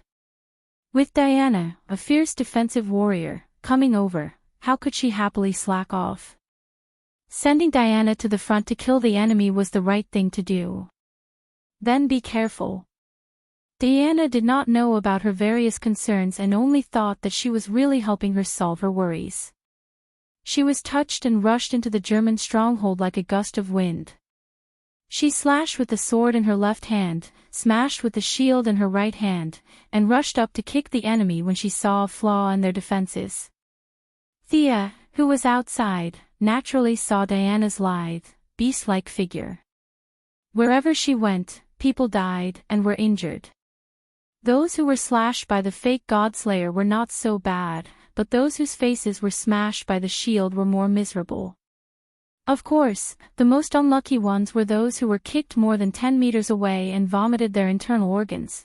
Steve acted as a human lift and helped Diana jump 10 meters into the air. After taking care of the sniper at the village's clock tower, the battle finally subsided. Thea saw that the battle was over, and the few remaining German soldiers ran away. She also ended the farce of leading the villagers to escape, but in reality, it was a bit like an eagle trying to catch a chicken. She also deliberately arranged for the villagers to rest, delaying them for a few minutes and avoiding the photo session. These villagers were also careless. The enemy was not far away, and the village was almost completely destroyed by Diana. Taking photos in the midst of the rubble. A group of people celebrated noisily. As the saviors of the world, Diana and the others were clustered in the middle of the village and took a photo that would be passed down for hundreds of years. How is it? Does it feel good to be the savior of the world? Thea thanked a few villagers who wanted to invite her home as a guest and came to Diana, who was standing alone in the ruins. Those Germans are also very weak, almost as weak as these villagers. Why didn't the villagers resist? Is it because of the weapons? Diana pointed at the hundreds of villagers who had rushed out of the square. She was puzzled. There were many strong men here. Why did they hide during the battle just now? Based on her understanding, if this incident had happened on Paradise Island, there would have been a bloodbath. These villagers were all in good condition, so why did they not have the slightest bit of resistance? Humans are very complicated. They can't be measured by simple good and evil, cowardice and bravery. Some people are weak all their lives, but they are not bad people. Some people never hesitate, but they are not good people. Thea gently brushed her cheek, wiping away the dirt on her face. Diana, you are not a god. You are not a human. Thea continued. You're not an Amazon either. You're too unique. You're the only one in this world. Humans have their own path of development. This is something that even the gods cannot interfere with. You are not a nanny, and humans are not as weak as you think. You can't blindly use your power to help them. What you should do is to uphold the justice in your heart. Thea knew that changing her beliefs was not something that could be done overnight. Her outlook on life had been forged by Hippolyte for 5,000 years. It was not good or bad. It was just wishful thinking. In the days that followed, Diana fought on the front line, but she did not understand her own heart. After Darkseid's death, Superman and the others ascended to godhood. Superman was the god of strength, Batman was the god of knowledge, and the Flash was the god of death. Even a brat like Shazam was given the title of the god of gods. What was so special about him? Diana was the only one who did not gain anything. She was still the same as before. Was it because she did not work hard? Was it because she was slacking off during the battle?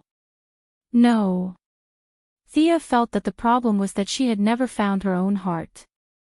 The blessings of the gods had raised her vision and ability, but it also deeply restrained her development.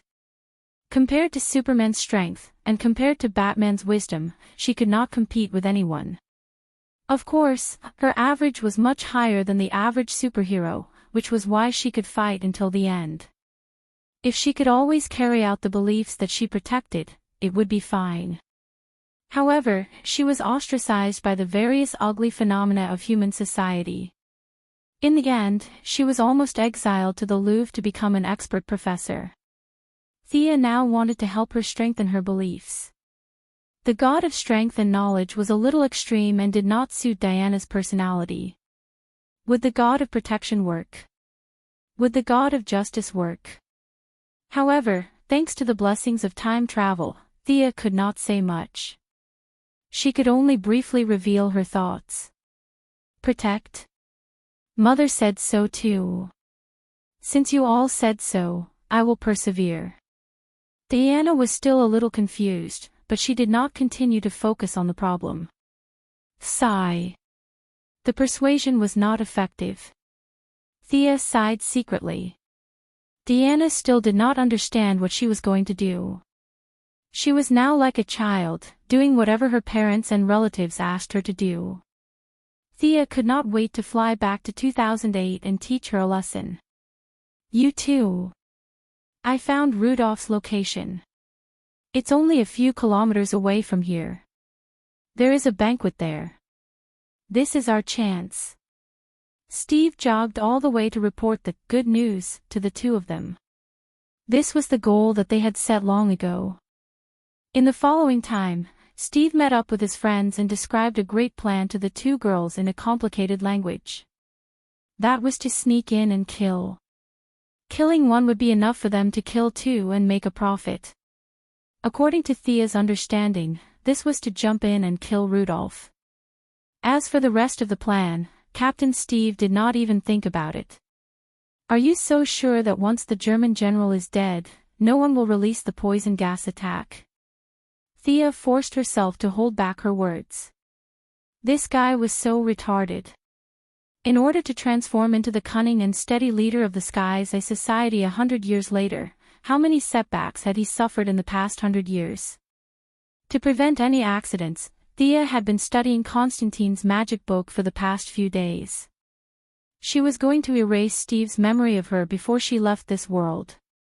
Based on the way the ninja master bullied Malcolm, she also concocted a kind of herbal medicine and added a drop of it into Steve's diet every day. With this two-pronged approach, no one would be able to find out that something was amiss. Even if they did, the memory would be completely erased. No matter how powerful a sorcerer was, they would not be able to create a memory out of nothing. As for Steve's friends, it was not so troublesome. In theory, they would not be able to live to the 21st century if they did not have those adventures. Thea could just brainwash them when the time came. Chapter 232. After Steve finished explaining the current grim situation and saw that the two girls had no objections, he led his multinational troops to have a party with the villagers. Of course, he used the excuse that he was looking for a set of German officers' uniform. Was there a need to look? They were all over the place, all right. Thea was speechless as she looked at the tall Native American chief showing off his muscular body to a little girl like a bull. You seem to have a lot on your mind. The two did not join the party but walked hand in hand on a small path in the countryside. Diana saw Thea's unnatural expression and immediately asked. "I." Thea hesitated for a moment but decided to tell the truth. "After the battle with Ares, I'm going back." Going back. Diana was not Hippolyte. She did not have a god-king to accompany her to watch the stars and the moon. For a moment, she was stunned by Thea's words. "Yes, I'm going back to where I came from. My family is still waiting for me, aliens. Or are you not from this world? Or, are you not from this time?" Diana was a scholar who was proficient in theology. She did not read so many books for nothing. Soon, she analyzed a few answers. Thea was silent. She neither admitted nor denied it. The two walked halfway up the mountain and stopped. Looking at the brightly lit village not far away, the cheerful laughter could still be faintly heard from far away. "Will I ever see you again?" Unlike the parting on Paradise Island, Diana knew that nothing happened to those people. She just could not go back for the time being. Now that she was facing Thea, Diana experienced the first parting in her life. All kinds of emotions flowed in her heart. She did not know what to feel. "Of course, but it will be a long time." Thea looked at her with a smile. The two had been together for half a year and now there was a hint of family between them. "How long will you be gone?" "About 100 years. Diana heaved a sigh of relief when she heard that it was 100 years. She had thought that it would be a long time. For her lifespan of 5,000 years, 100 years was nothing to her. Thea did not hide the fact that she had absorbed divine power from her. Both of them now had very long lifespans. If they did not seek death, they could live for a very long time. "Don't worry, I will find you again," Thea said confidently. She was still wondering if she should drag Diana to fight Ninja Master when she returned to the original timeline. If he couldn't do it, he could pull in Batman and Superman. No matter how many trump cards Ninja Master had, he would be able to force his way through, right? His gaze swept over the foot of the mountain. They are dancing. Do you know how to dance?" Although the two of them were halfway up the mountain, their eyes could see very far. Again, Diana's ability had no shortcomings. Hearing her words, she also looked at the foot of the mountain. Sure enough, the villagers were singing and dancing to celebrate their victory. Diana said proudly, "I have Athena's wisdom. There is nothing in this world that I don't know." "But why are they dancing with a man and a woman? Our Paradise Island is not like that." Thea's expression was a little strange. "You don't even have a male creature on your island. What else can you do if you don't dance with a woman?" However, the good habits of Paradise Island gave her a good start. Originally, Thea thought that it was strange for a man and a woman to dance with a woman. Now, it was fine. This was a tradition of Paradise Island. "Beautiful lady, would you like to dance with me?" Thea immediately used magic to conjure a white dress. Of course, it was a man's dress. Looking at the effect, it looked a little like Gid the Monster Thief. In order to make it look authentic, she even conjured a lot of white feathers that fluttered in the wind. Diana, who was deeply influenced by the romanticism of ancient Greek heroes, was very satisfied with her actions. She slowly extended her hand and said, "I will, my knight." Under the bright moonlight, the two of them danced on the hillside as if there was no one else around. Thea had been taught all kinds of ladylike lessons by Moira since she was young. Her dancing skills were already very good. Coupled with her current agility and the memory of Artemis's chosen one, the classical Greek dance and modern dance steps were fused into one. She was like a living elf, dancing a dance that had never appeared in the modern world under the gentle breeze. Diana had a strong memory and body coordination. Ancient Greece was a country that valued appearance. Dance was a compulsory course for every citizen. Paradise Island was an ancient civilization that was isolated from the rest of the world. Naturally, the tradition of dancing was still preserved in Paradise Island. Relying on her strong learning ability, Diana gradually caught up with Thea's footsteps. Both of them had their own characteristics. Thea wore masculine clothes that matched her elegant temperament. Diana wore a mighty armor underneath her feminine inner body. It seemed that it was a little lacking without musical accompaniment. Thea was a little disappointed. She thought about it and remembered that there was a song in her memory that was very suitable for the current situation. Although the song hadn't been born yet, it wouldn't have a big impact if she sang it, right? Thea silently apologized to Audrey Hepburn. She softened her voice and began to sing. Moon River wider than a mile, Moon River, the gorgeous water spread over thousands of miles. In cross-inch wind style samida ell meet you gracefully in a certain year.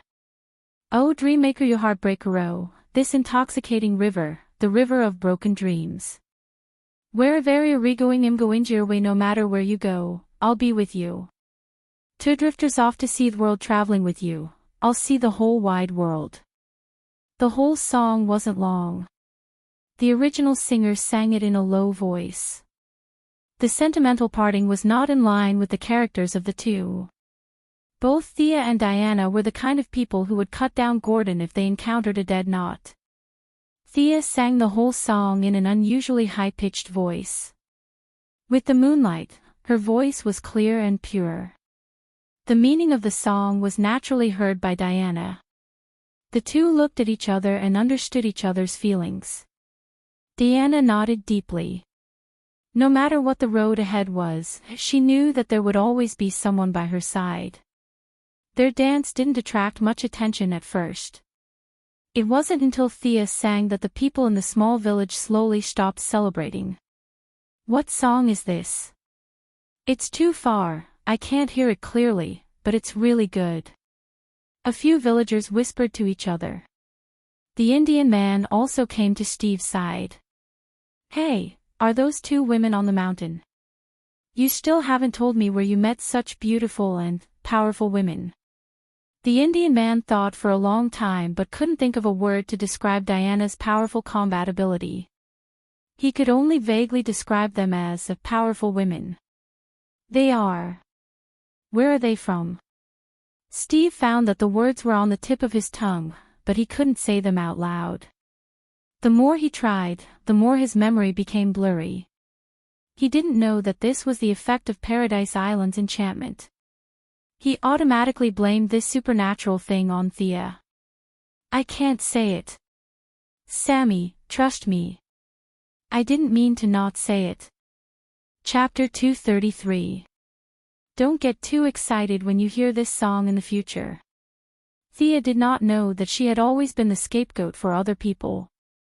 Today, she was being blamed by Steve. She felt great after singing the song, but she immediately thought of the consequences. What if Diana saw Audrey Hepburn singing this song in the future? She began to talk to Diana in a low voice, trying to patch up a few things. I've never heard this song before, and it's so good. Are you implying that I'll hear it in the future? So it's a song from the future. Are you also from the future? Oh. No wonder you didn't use your full strength in the battle this afternoon. Diana was naive, but not stupid. With so many clues, it was easy for her to analyze the truth. What else could Thea say? She could only nod. Diana crossed her arms and glanced at Thea. You didn't dare to participate in the battle this afternoon because you were afraid of causing a chain reaction in time. But you still insisted on participating in the battle against Ares. This means that Ares will definitely be defeated by me, right? As long as it did not involve complicated political issues, Diana instantly turned into a Grim Reaper student.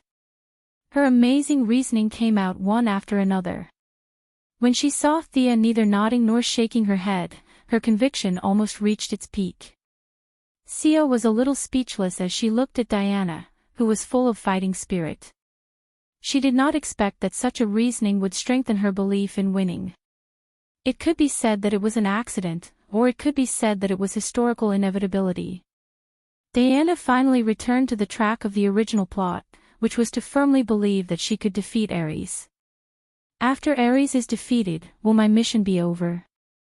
Diana knew that she should not ask too much, but after a few moments of hesitation, she asked this question. Thea gently patted her on the back. Of course not, my knight. Your mission has just begun. Knight? Do you think I look like a knight? Diana had obviously read a lot of knight novels. She laughed heartily. That's right. Look at you, you have a shield and a sword. If you're not a knight, then what are you? I'm a weak woman who needs your protection. Nonsense. You are not a weak woman, my great mage. Hee hee. Diana seemed to like this kind of role play very much. As she spoke, she even acted like a valiant king walking. The opposite was indeed the most adorable. Thea was overjoyed to see Diana, who was usually serious, finally smiling. However, she could not continue with this role-playing game. The story of King Arthur was a household name.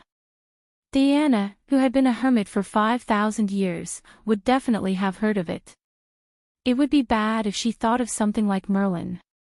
Thea quickly changed the topic. The next day, the six of them bid farewell to the villagers and embarked on the last stop of their journey. When they approached the German castle, Steve pretended to be a German officer and Sammy, who pretended to be an Indian driver, first sneaked in to gather information. In order not to make any big changes, Thea separated from the others early. She cast an invisibility spell and lay on the top of the castle to bask in the sun. When she was tired of lying down, she took out a magic book to study. When she was tired of reading, she continued to bask in the sun. She was not going to participate in the later part of the story. She was fine as long as she was nearby when Diana and Ares fought. After all, Boss Zeus arrow was automatically charged. At this time, she was happily flipping through a book with a strange name. Defense Against Black Magic. Thea complained for a long time. Would she directly transmigrate to the Harry Potter world after reading such a crappy book? Unexpectedly, after just 3 pages, a vague message came from the elk in the space ring. The goddess wants to see me. The goddess was the goddess of the night. She probably did not like the sun. Thea quickly flew down from the castle of an old noble in Germany. She walked into a dense forest and stood there with a serious expression, waiting for the goddess's inquiry. What? The goddess doesn't have enough magic power. She needs my magic power. When Thea stood there obediently for 3 minutes, the elk sent her another message, which made her a little nervous. What the hell? She needs my magic power to talk to me. Is it a two-way charge? She doesn't have the spirit of keeping up with the times. Although she was a little dissatisfied, considering that the goddess didn't give her any responsibilities and instead gave her a lot of benefits, Sia still followed the elk's instructions and poured a small part of her magic power into the ring. After a moment of dizziness, Thea came to the high-dimensional space she saw last time. However, the space was not as stable as last time. Thea waited for a full 10 minutes before the goddess appeared from somewhere like an old television with bad signal. Your Majesty. Hello, Thea Quinn, my chosen one. I didn't expect that we would meet again so soon. The goddess's voice was as crisp as ever. I'm looking for you this time to ask you for a favor. The goddess was a little embarrassed as she spoke. I'm willing to serve you. Thea shouted loudly. However, the goddess's next sentence made her confidence plummet.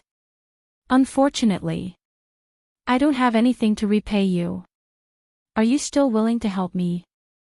The goddess's voice was so bleak. The elk also rubbed his head against Thea's calf. His intention to please her was obvious. Poor. You don't have anything. You want me to help you with just your mouth. Thea wanted to refuse, but she still had a little conscience. She did take a lot of benefits last time. Now that the goddess seemed to be in a miserable state, she should help her if she could. She nodded carelessly. Your generosity is enough to light up this dark night. I'm willing to help you. Although the goddess's face could not be seen clearly, he could feel that she was relieved. I had already accepted the fate of certain death, but your night dance last night gave me a new lease of life. First, I have to express my gratitude to you. Last night's dance. Thea did not know what to feel at the moment. I just danced and the goddess came back to life. Ascension to godhood was fast, but it also died fast. It was like a joke. Did he just dance and bring back the night goddess who was about to die? Looking at the goddess's situation, she was even more determined to walk the path of ascension by strength. Ascension by faith was too dependent on the external environment. The goddess did not seem to have much time. She did not give Thea much time to think. After seeing your dance, the surrounding villagers have a certain level of faith. Thea guessed some possibilities and quickly interrupted her. Your Majesty, I can't change the timeline. If I preach in this era, I'm afraid, don't worry. I won't fall that easily. I can still hold on for a few hundred years. I just want to ask, are you willing to go back to your era and help me spread some faith? This. Thea pondered for a moment. It was not difficult. Although faith could not be completely relied on, it was always good to have some. The faith of all living beings could, to a certain extent, turn misfortunes into blessings. When Thea's statue was placed on Paradise Island, she had considered this problem. Absorbing a small amount of faith was like carrying a good luck charm with her. It would not destroy her foundation. When the goddess's faith was sufficient, even her chosen would benefit. It seemed that she should agree. Chapter 234. Thea thought for a while and asked, Your Majesty, is there a requirement for the spread of the faith? So, you agree. The goddess was obviously happy. Even Thea could feel the excitement of seeing a glimmer of hope in the face of certain death. Of course, the wider the better. Why? Is there a problem? The goddess saw Thea's troubled expression and asked with concern. Of course, there was a problem. A big problem. Europe and America were now the territory of Christianity. Thea did not understand how the God that the people of Europe and America talked about had anything to do with the supreme God who created the DC world. However, the fact that God did not send Europe and America to the bottom of the sea out of anger just because the people talked about him was very telling. Although his vision had long gone beyond the level of mortals like the power of faith, would him spreading the faith of the goddess of the night in his own territory sink the land? Even if all the gods and kings in this world were combined, they would not be able to match his finger. Thea was troubled. It was obvious that Artemis did not know about the existence of God. As a god, how did Thea know? There was no way to explain it. Your Majesty, have you considered the unity of the 12 Olympians? Thea thought for a while and finally found an excuse. Yes, back then, a bunch of Olympians agreed to die with a smile. Now, you want to come back to life. What is the meaning of this? Are the remaining 11 gods going to the astral realm to play football? Gods were no different from ordinary people when faced with a life and death situation. We are a happy family. We are all brothers and sisters. That was all nonsense. The 12 of them had done a lot of things to sabotage each other over the countless years. Now, all 11 of them are going to die. You, Artemis, have found a fool to help you collect faith. You have an extra breath compared to the other gods. How can this be? Why don't you take us with you? Otherwise, you will die with us. The shadow of the moon goddess also realized what Thea was implying. She paced back and forth on the spot. After thinking for a long time, she finally made up her mind. What you said makes sense. You can't publicize it on a large scale. You can do some work on a small scale. Now that I've officially awakened, you can't take my divine name anymore. To make it up to you, I'll give you a small privilege. The goddess pointed a finger at Thea, and a transparent light connected the two of them. The light was very faint, and it only lasted for a short time. She was not the one who had asked for this title in the first place. Xia had not wanted it for a long time. In the eyes of the people on Paradise Island, it was an honor, but in her eyes, it was nothing. Now that she could return it and get some special privileges, it seemed like a good thing. However, when she touched her body, she did not feel any enhancement. Seeing her doubts, the goddess said, "In the future, under the night sky, as long as someone calls your name within a certain range, you will automatically be able to hear the following 5 words. Of course, as your divine power increases, this range will also increase."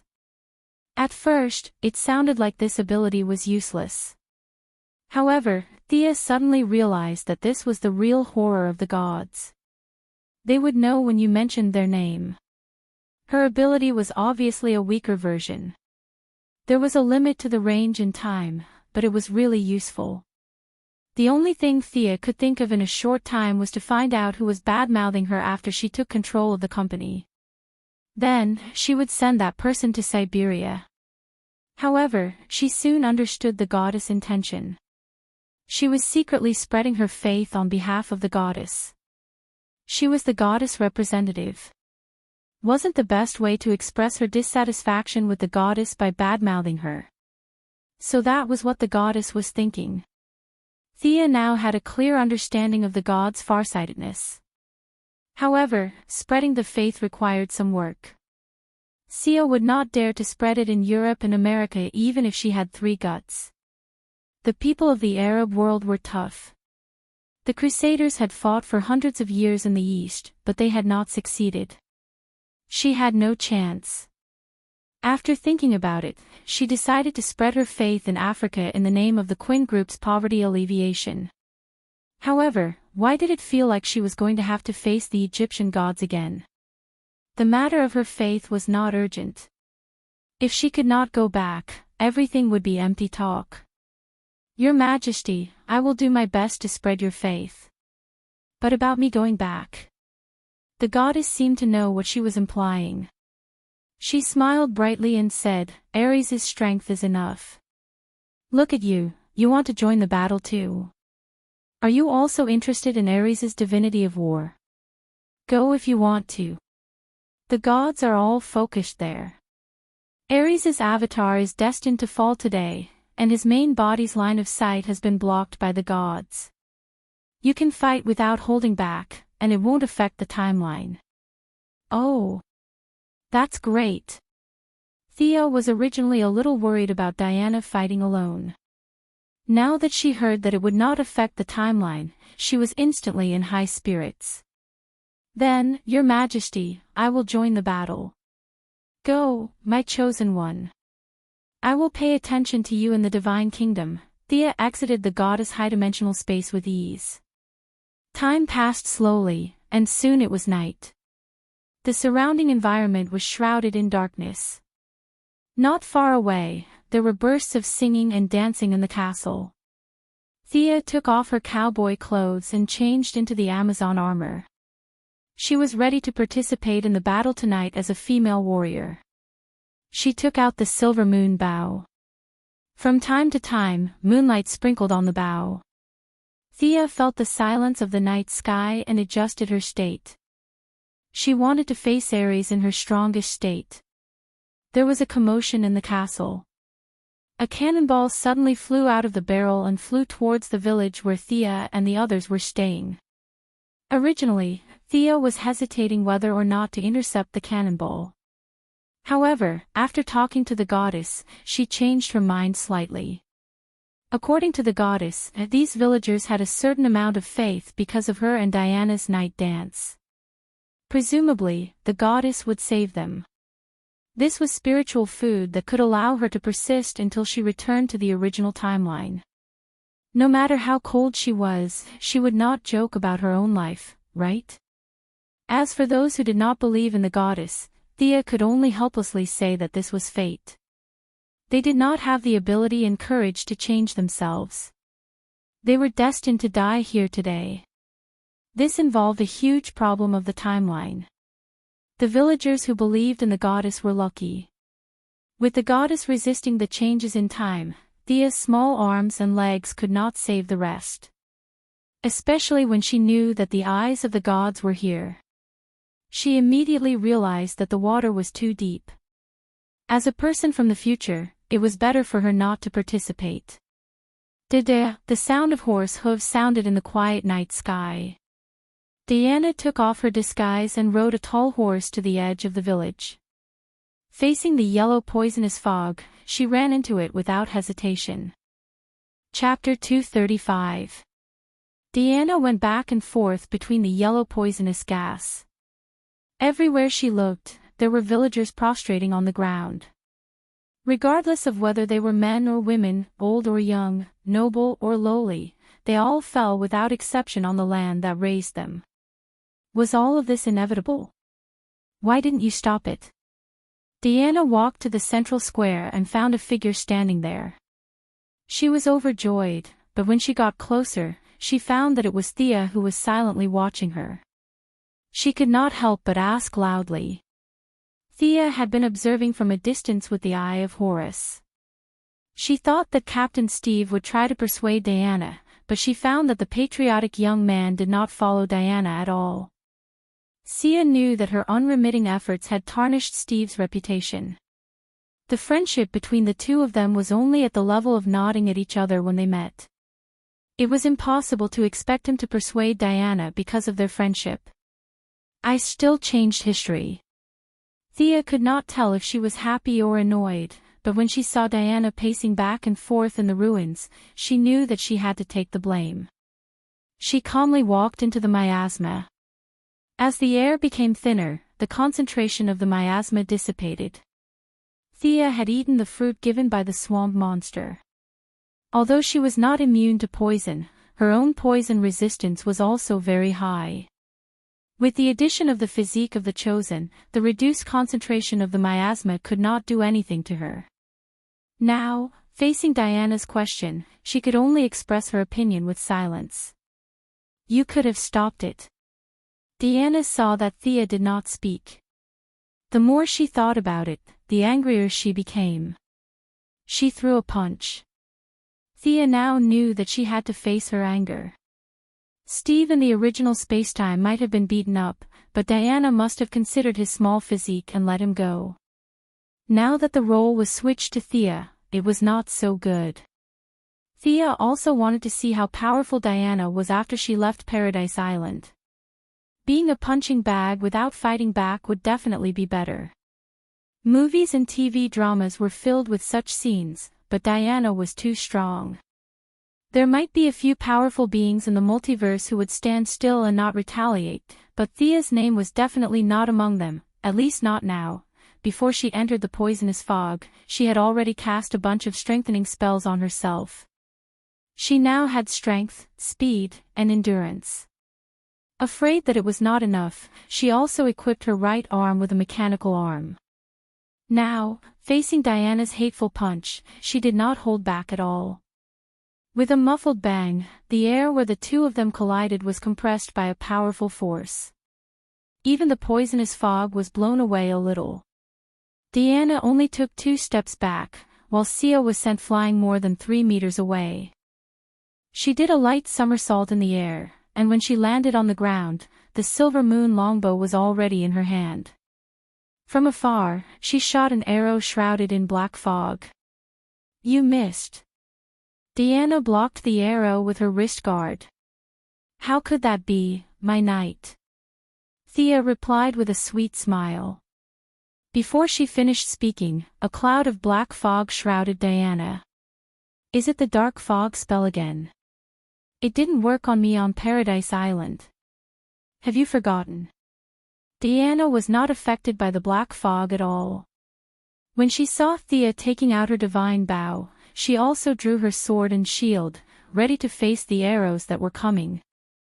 Thea did not continue shooting. Instead, she drew a beautiful incantation in the air with her right hand and cast a second stage spell that she had invented herself. Black Fog Immobilization. This spell used the original black fog to form a new spell structure. It almost caused Olivier to have a nervous breakdown on Purgatory Island. Now that she had the Constantine family's notebook and the Chosen One's buff at night, the spell's power had increased by 30%. Even with Diana's divine body, she was still trapped for a second. Impressive spell, but that's all there is to it. Although Diana herself was a demigod on the warrior side, the two had sparred many times, so she understood the principle of Xia's spellcasting. Now that she saw that Xia was no longer shooting arrows, she immediately realized that it was a mistake to stay in the black fog. She stomped on the ground fiercely, leaped up, and rushed out of the black fog, trying to regain her familiar combat rhythm. Sigh. I've told you before, when you can't turn around in the air, jumping high like this is very stupid. Xia teased. She knew where she was going to land and avoided her attack range. Let me show you the results of my recent research. Stage 3, Black Fog Shadow Imitation. Thea's right hand kept aiming at Diana, who was in the air. She drew a series of incantations, and a dark fog formed on Diana's body. What is this? Diana landed on the ground and did not attack. It was as if the two of them had returned to the carefree days on Paradise Island. This is a third-stage spell created by combining my talents and the Chosen One's data. Come on, my dear. Give it a try. There was no way Xia would tell Diana that this trick was based on Moonlight Moria's shadow fruit. Diana's body was constantly emitting black gas, and the black gas merged with the shadow on the ground. In less than a second, a dark shadow of a girl holding a sword and a shield stood in front of Diana. Her face could not be seen clearly. Diana was shocked to see a shadow that resembled her standing in front of her, but she quickly calmed down. She raised the shield in her hand and prepared to face the next attack. Thea ordered in her mind. The shadow used the same martial arts as Diana and slashed at her. Is this thing really my shadow? As the battle dragged on, Diana gradually calmed down. She also knew that she could not blame Xia for these things that were destined to happen. It was just that she was now at a disadvantage, and the pride of a young girl made her not want to admit her mistake first. Thea had only researched this spell for a few days. She thought that she would not have the chance to test it out. However, Diana stayed in the dark fog and did not leave. That gave her the chance to continue. Of course. With the power of the goddess of the hunter, the dark fog extracted the divine power in your body and mixed it with my magic power. Then, I separated your shadow into this person with the same skill as you. How about it? How good is it compared to you? Thea carefully observed the spell's effect while she did not stop attacking. She used the shadow to block Diana. Her magic and archery skills were combined. All kinds of magic arrows, fire arrows, wind arrows, and light arrows were shot at Diana. Diana was a little speechless. She did not want to take Thea's magic arrows head-on. She tried several times to bypass the shadow to find the real Thea. However, the shadow's skill was exactly the same as hers. Both of them clashed with the shield, and there was no clear winner. Moreover, the shadow had extracted her divine power. After more than 30 moves, Diana still could not defeat the imposter. What an exciting battle. Diana from Paradise Island, and this must be the chosen of Artemis. I wonder if the two of you can stop for a while. Just when Diana had the upper hand and the shadow was about to lose, a lame old man walked out of the poisonous fog. Chapter 236. Ares. Damn it. Why did he jump out in advance? Thea's magic power was somewhat depleted at this time. She cancelled Diana's shadow and returned a part of her divine power and her own magic power. Seeing that he did not intend to attack immediately, Thea quickly ran to Diana's side. The two had no conflict, it was just that Diana threw a little tantrum. Now that the enemy was in front of them, it was most reassuring to be by the side of DC's #1 defense warrior. How did he get in? Diana naturally would not draw her sword against Xia. The two of them really had a tacit understanding of quarreling at the head of the bed. Now that she saw Ares staggering in, she was a little dumbfounded. Although the poisonous fog that shrouded the village had dissipated a little because of the battle between the two, at most, the color had changed from dark yellow to light yellow. How did such a lame old man come in? Thea was also thinking, did he not want to pretend anymore? He just swaggered in. Why did he pretend to be a lame man when he could walk in? Was he too immersed in the act? In fact, since the gods blocked the vision of his body, it did not matter what Thea said.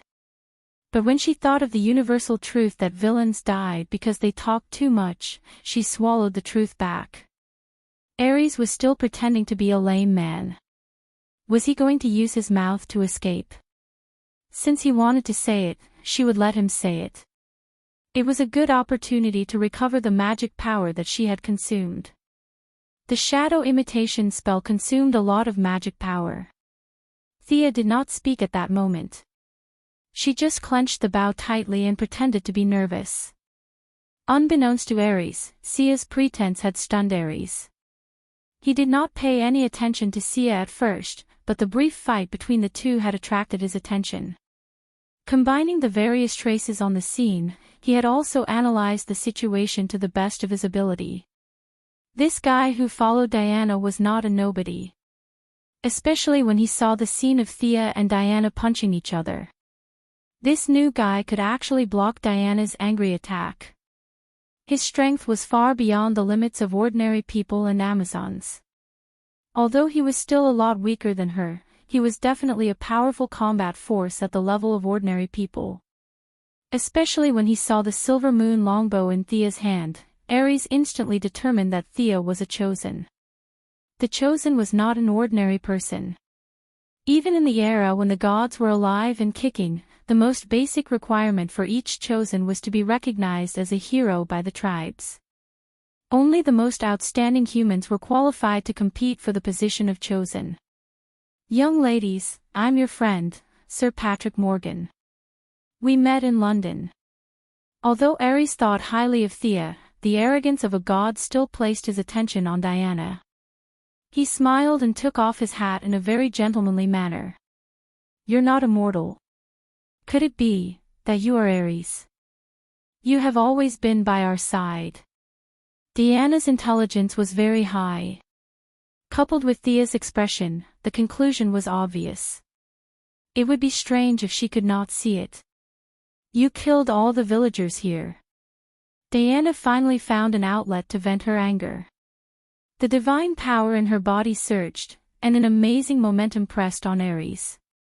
Was this the legendary explosive power?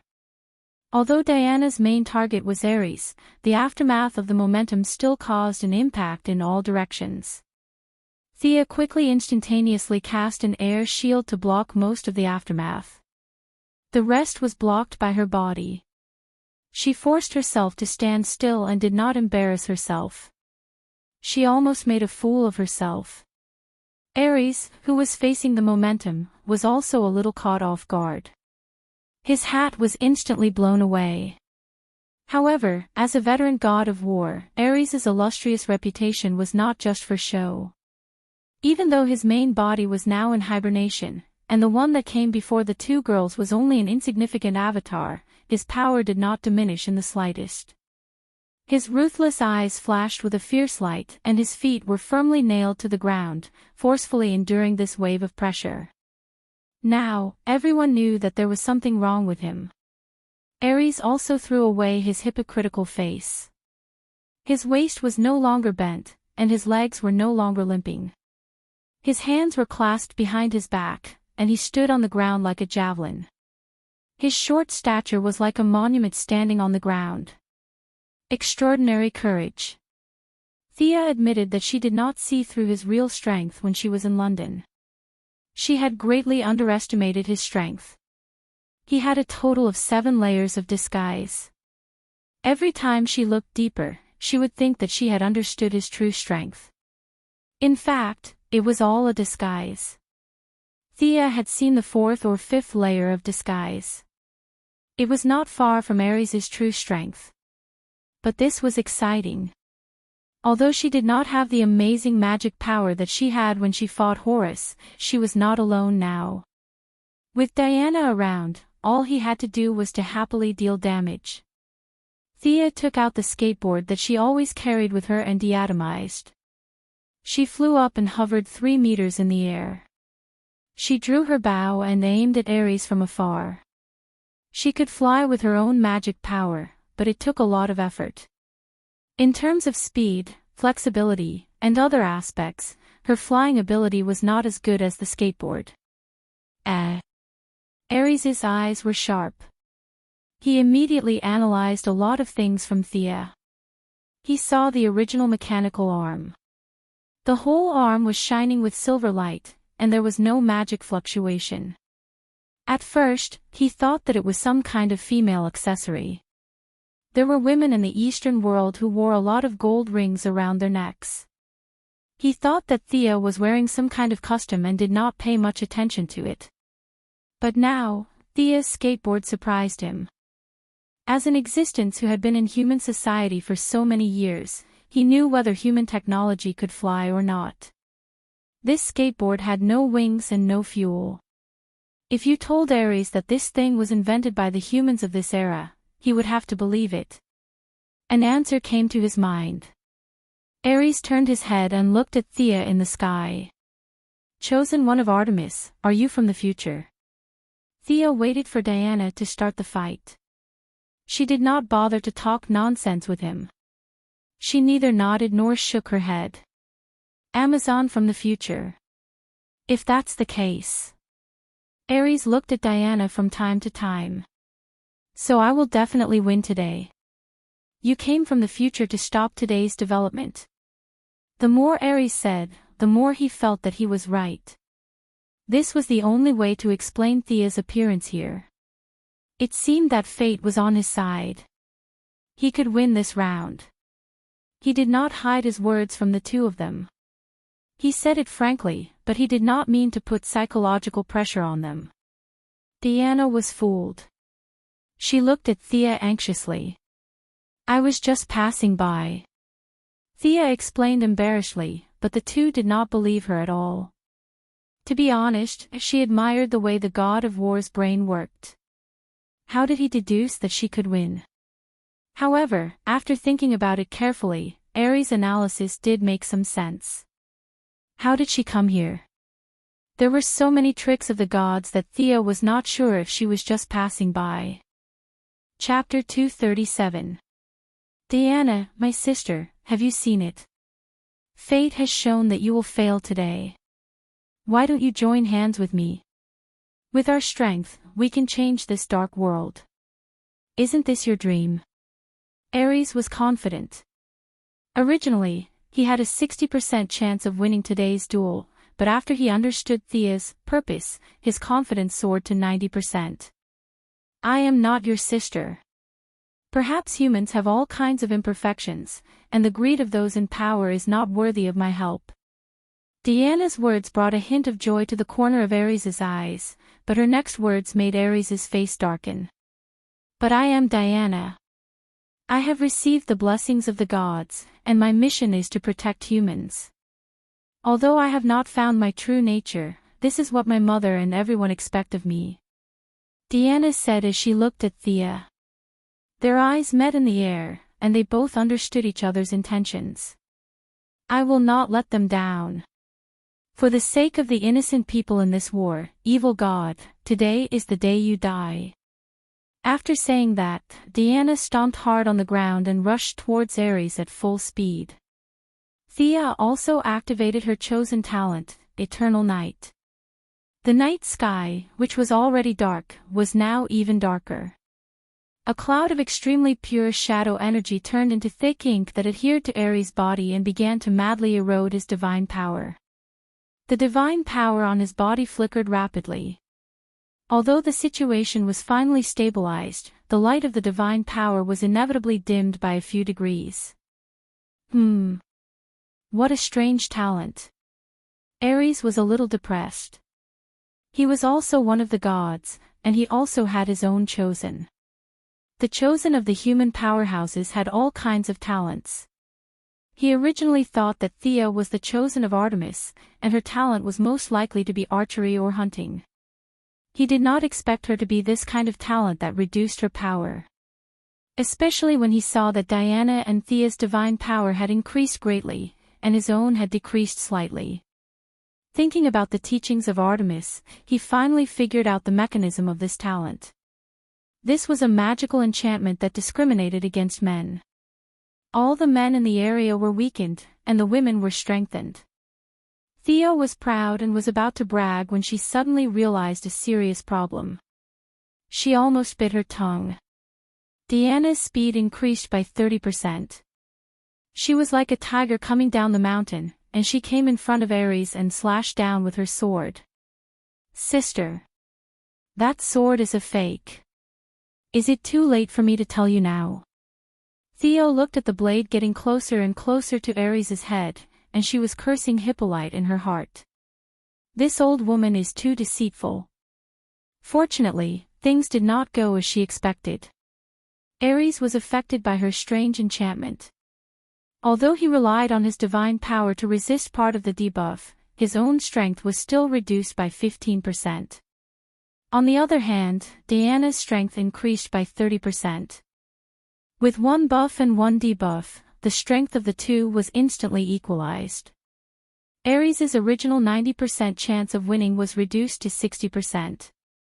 In the face of Diana's aggressive attack, he did not dare to take it head-on.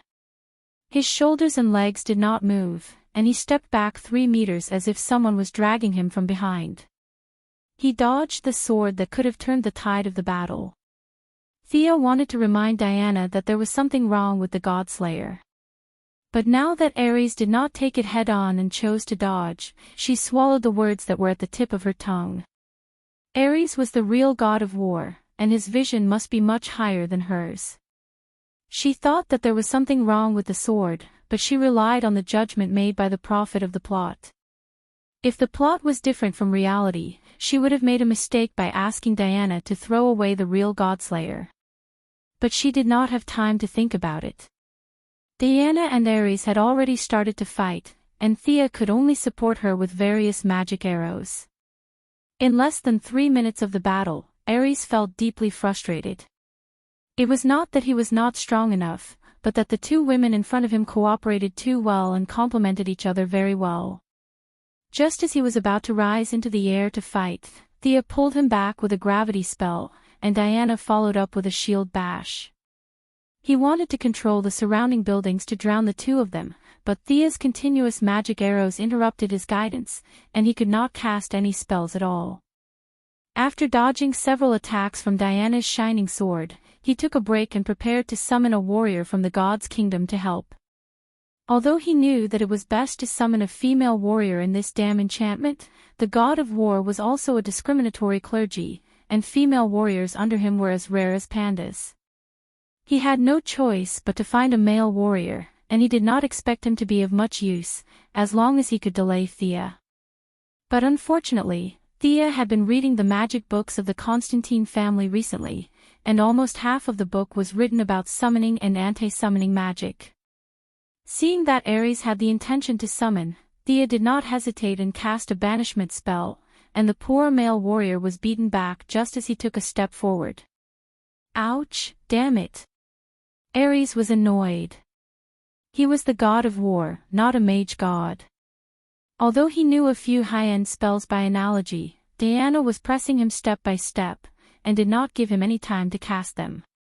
He had time to cast low-level spells, but his vision was too high, and he did not know many of them. The few spells that he did know were either destroyed or interrupted by Thea, and he was now in a difficult situation. Thea's interruption was very successful, but her output was also very strong. With the help of the artifact longbow, she constantly shot arrows full of dark and light energy at Ares, and with the excellent maneuverability of the skateboard, she constantly cruised around Ares. Many arrows were shot at tricky angles, and Ares could only take them head-on. Magic arrows were different from traditional arrows, and magic arrows would turn into pure energy and enter the target's body when they hit the target.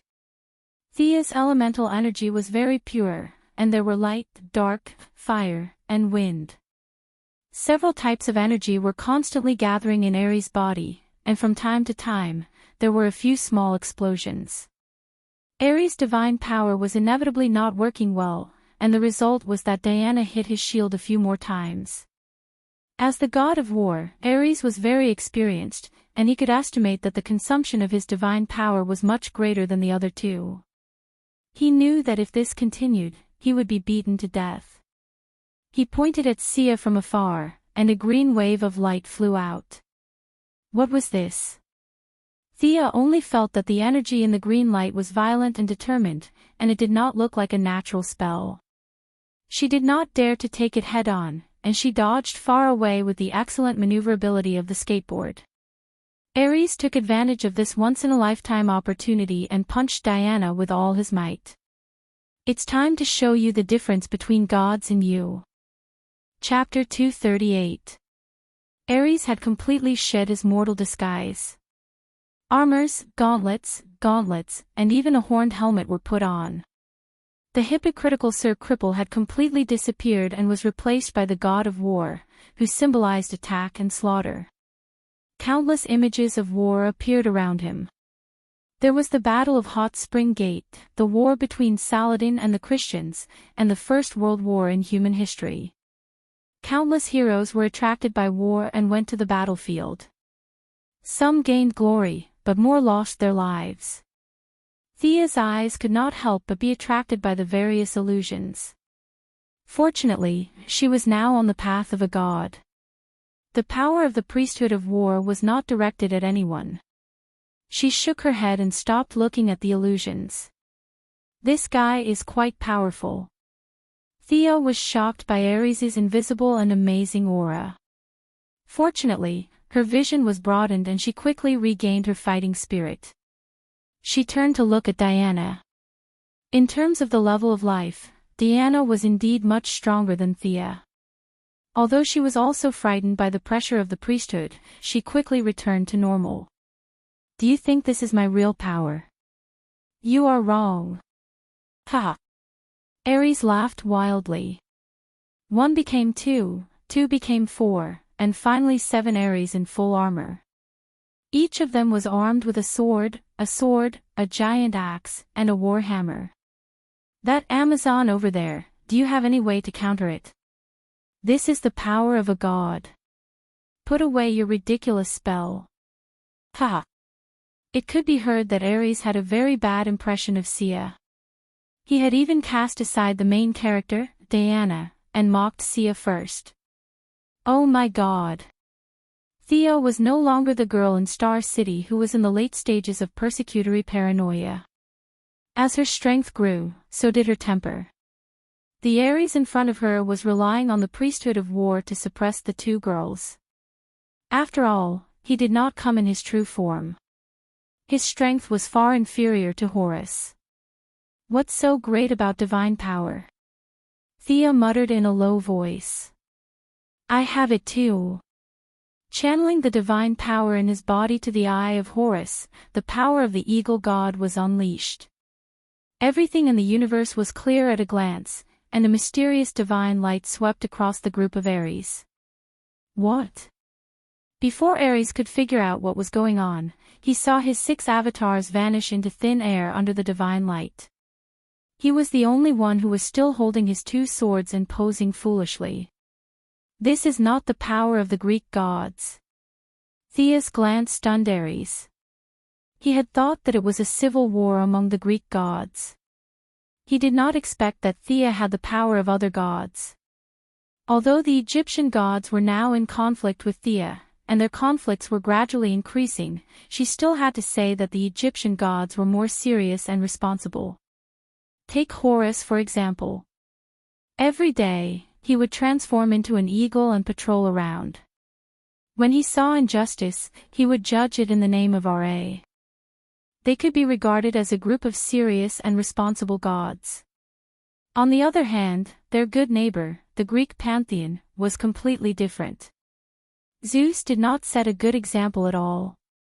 Every day, he would happily transform into a big black bull and tease girls everywhere. If even the king of gods was like that, the main gods below him would be even more crazy, as if they were sheep. Artemis had passed on a lot of knowledge about winemaking to Thea, and it could be seen how unprofessional they were. They had a lot of priesthoods about singing, dancing, eating, drinking, and pleasure. However, they did not have many priesthoods that were related to combat. Ares had defeated a large group of gods by himself. Although it was a sudden attack, it had a lot to do with the fact that the Greek gods were not good at fighting. Now that Sia suddenly glanced at him, his ultimate move was instantly broken. This made the god of war a little unacceptable. These 6 were not illusions, but real clones. The armor and weapons of the clones cost the god of war's own divine power that he had painstakingly accumulated for so many years in the human society. He roughly estimated that the other party was almost unharmed, and his divine power had disappeared out of thin air. Ares was angry. He was not a broad-minded god. Now that Thea had repeatedly offended him, he could no longer hold back. He threw the 2 long swords in his hand to Diana and reluctantly used his divine power to transform the 2 weapons into 2 tall and burly barbarian warriors. He ordered in his heart that he did not want to kill Diana, as long as the 2 barbarian warriors could hold her back for a while. You ant, rejoice. Your lowly life is lucky to be reaped by the god of war himself today. Ares pulled out a blood-red spear from the void and rushed toward Thea in the sky. Oh, F***ck, F***ck, F***ck. I'm OT. Aren't you a sworn enemy of Diana? Why are you looking for me? This is not how the script should be. He looked in the direction of Diana. The 2 barbarian warriors were holding her back, and Diana could not fly at this time. Sia turned around and ran when she saw Ares, whose eyes had turned red. What a joke. She did not have the magic foundation of hundreds of years. She was a fragile archer, and her defense was far inferior to Diana's. How could it be good if she was stabbed by Ares' spear that was glowing fiercely? There was nothing to say. Run. Of course, she did not just run blindly. Thea turned left and right in the air, constantly using the buildings in the village as obstacles in an attempt to slow Ares down. However, Ares had the memory of the original, and his flying ability was perfect. His speed in the air was not inferior to Thea's, and he was even faster. Seeing that kiting was not working well, Thea could only run in the direction of Diana. No matter what, she had to let the defense warrior pull back the aggro. However, Ares saw through her little trick and kept blocking her path. In just 10 seconds, Thea was in danger again and again. The situation was dire, and Thea had to use one of her trump cards. Ian Rune's shadow clone landed on the ground and ran away. Just a little trick. Although Ares was not as professional as Horus, as the god of war, he still had the basic ability to break through illusions. He ignored Thea's shadow clone and continued to chase after the original. This was not a little trick. Thea did not expect a single shadow clone to fool a true god. Her goal was to fight 2 against 1. Due to the sudden drop in the original's magic power, the shadow clone's self-awareness had also dropped to the bottom. She did not look as agile as before, but she could skillfully use Thea's various spells. Furthermore, the Eternal Night would also buff her spells. All kinds of weakening spells fell on Thea's head. At the same time, she kept controlling the skateboard to carry her, and at the same time, she turned around and shot Ares with magic arrows. Catch! Diana in the distance seemed to have seen her in a critical situation and threw something from afar. Thea forced Ares back with another explosive arrow. Knowing that Diana would not harm her, she grabbed the item and was dumbfounded when she saw it. Isn't this the Godslayer sword? Diana definitely meant well, but Thea really wanted to grab her neck and ask, is this sword real or fake? Waiting online, it's urgent. Chapter 239. Thea stared at the shiny sword in her hand. She knew that it was useless to complain to Hippolyte because Ares took advantage of the gap when she was holding the sword. The two were too close, and it was too late for her to draw her bow. In the face of Ares's powerful spear, she could only muster up her energy to deal with it. In the blink of an eye, Thea dodged 4 or 5 moves. Ares seemed to be a little puzzled by her dodging and not fighting back. He thought that she was plotting something and did not go all out. However, the difference in the level of martial arts between the two was too big. Ares's god of war was a combination of the essence of countless warriors from ancient and modern times. Even if the factors such as divine power were removed, Thea's short 2 years of learning could not compare to the fusion of countless warriors in terms of pure martial arts. Even if he called the ninja master over to compete with him, he would still lose, let alone Thea. Seeing that Thea's move was over, Ares's spear pierced towards her face. In desperation, Thea could only choose to block with her sword. She also made up her mind that if the sword was broken, she would immediately switch positions with the shadow clone on the ground. She did not want to use this move unless it was a last resort. The sacrifice of the shadow clone was not worth mentioning, and it could be summoned with a little stamina. However, without the help of the skateboard, she could not outrun Ares. Clang! The sword and spear collided. Although Thea's strength was suppressed to the extreme, the sword was as good as new. There was no trace of it being broken. Was this the real Godslayer? Thea could not understand the original plot now. Why was it that when Diana used it, it was broken by Ares's hand, but when she used it, it was fine? She did not believe that Thea was the destined protagonist. She only knew that there was an inside story that she did not know. With a nervous heart, she exchanged a few more moves. There was no problem with the sword at all. There was even a faint feeling of joy from the sword. What was going on? Thea had asked Diana before, but she did not feel any emotion from the sword. Although the sword would not break into pieces for a while, Thea could fully display her martial arts skills. However, her skills were still far from Ares's. Even though Ares didn't know whether the sword was real or fake, when he saw that Thea had started to fight back, he knew that he was wrong. Thea didn't have any ulterior motives. Ares threw away all his worries and started to attack Thea quickly. He wanted to send his doppelganger to help Diana deal with the 2 barbarian warriors before coming to her aid. However, Ares's attacks were getting faster and faster. Without the support of her doppelganger, Thea would not be able to last more than 30 moves. Thea barely managed to block Ares's sweep. With the help of her opponent's strength, Thea was finally able to put some distance between them. Fandral. Buy me some time. Thea aimed her right hand at Ares and released the elk from her ring. The elk was also very experienced in combat. She didn't need to say anything. It grew bigger and charged at Ares in an instant. Its sharp antlers pushed against Ares and it ran a few miles away. Thea floated on the ground and faced her doppelganger. She was ready to cast a spell that was far beyond her current ability. Shadow Labyrinth. She began to chant the spell in a low voice, while her doppelganger continued to gather energy and draw magic lines. This spell relied on the talent of the Chosen One, the assistance of the doppelganger and the magic arrow of the divine longbow. Finally, Thea completed the spell when the elk was about to cry out. In order to cast this spell, her magic was almost exhausted.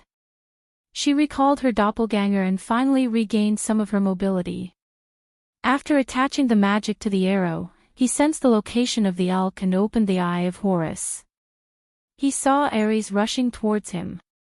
Then, he arched his body and pointed at the sky, aiming at Aries from a distance and shot the arrow. She had fired the arrow using the light arrow technique. The speed of the arrow was close to the extreme. With the help of the divine power of the Eye of Horus, the arrow pierced straight towards Ares' heart. Ares was a god after all. He had rich experience in fighting enemies. He didn't expect Thea's arrow to be so fast. He only reacted when the arrow was in front of his eyes. The violent friction between the dark energy on the arrow and the air almost brought out lightning. It was obvious how dangerous this arrow was. With countless years of combat intuition, his body instinctively took a step to the side. This magic arrow, which represented Thea's current highest level, pierced through the right side of his chest plate. That's all. Sigh, what is this? Ares was actually severely injured, but his pride did not allow him to be defeated by mortals. Even if he was defeated, he did not want to lose and continued to roar.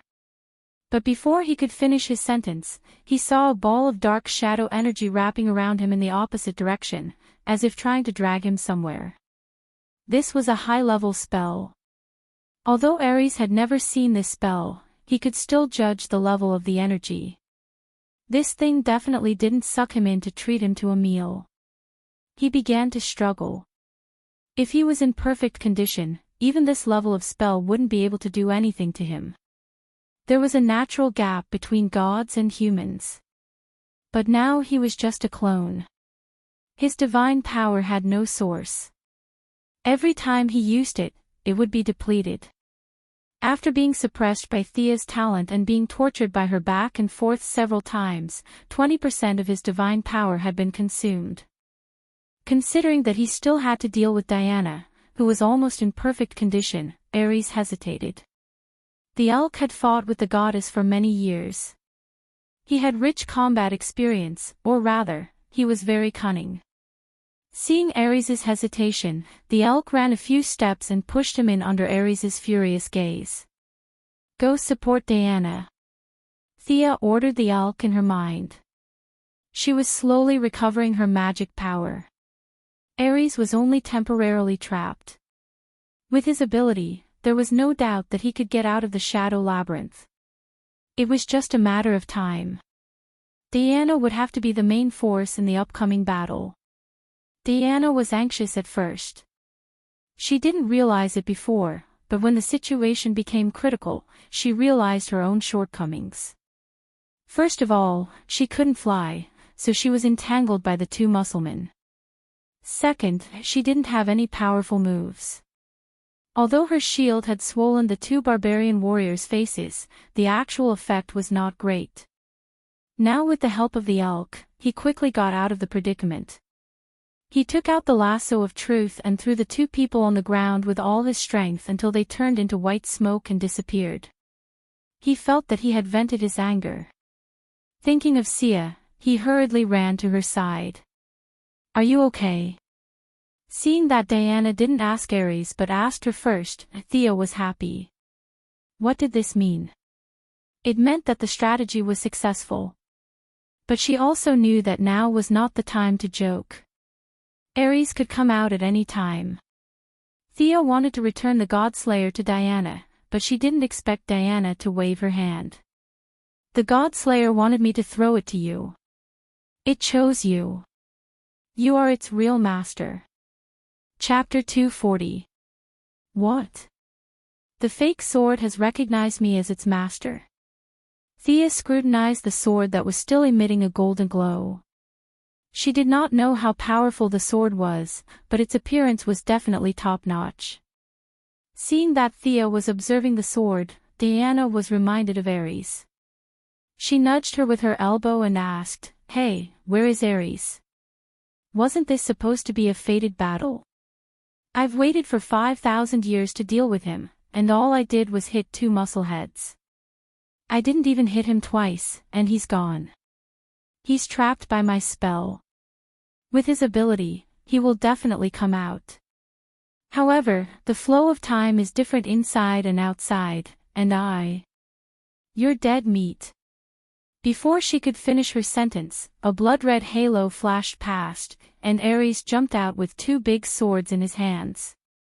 Thea had the chosen one talent that prevented her from being ambushed in the dark. She had been guarding against Ares for a long time, so she jumped away without hesitation.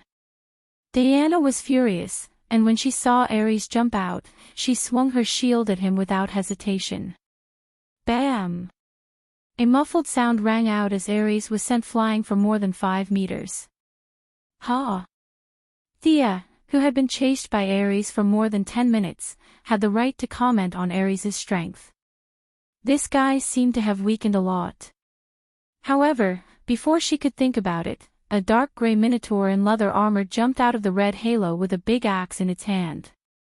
Minotaur, quick, attack the one that can fly with me. Ares ignored Diana as usual, and was ready to kill Thea first. Just as Thea was about to jump into the air to avoid the attack, she heard the Minotaur whisper in a voice that did not match his image. Why? Won't our mission be completed if we send you out of the maze?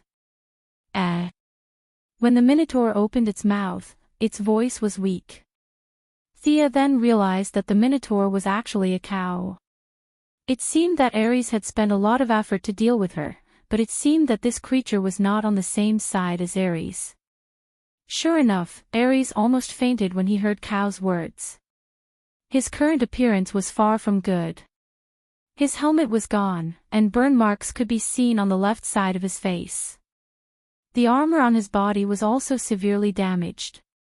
The damage caused by the maze spell was much greater than Thea had imagined.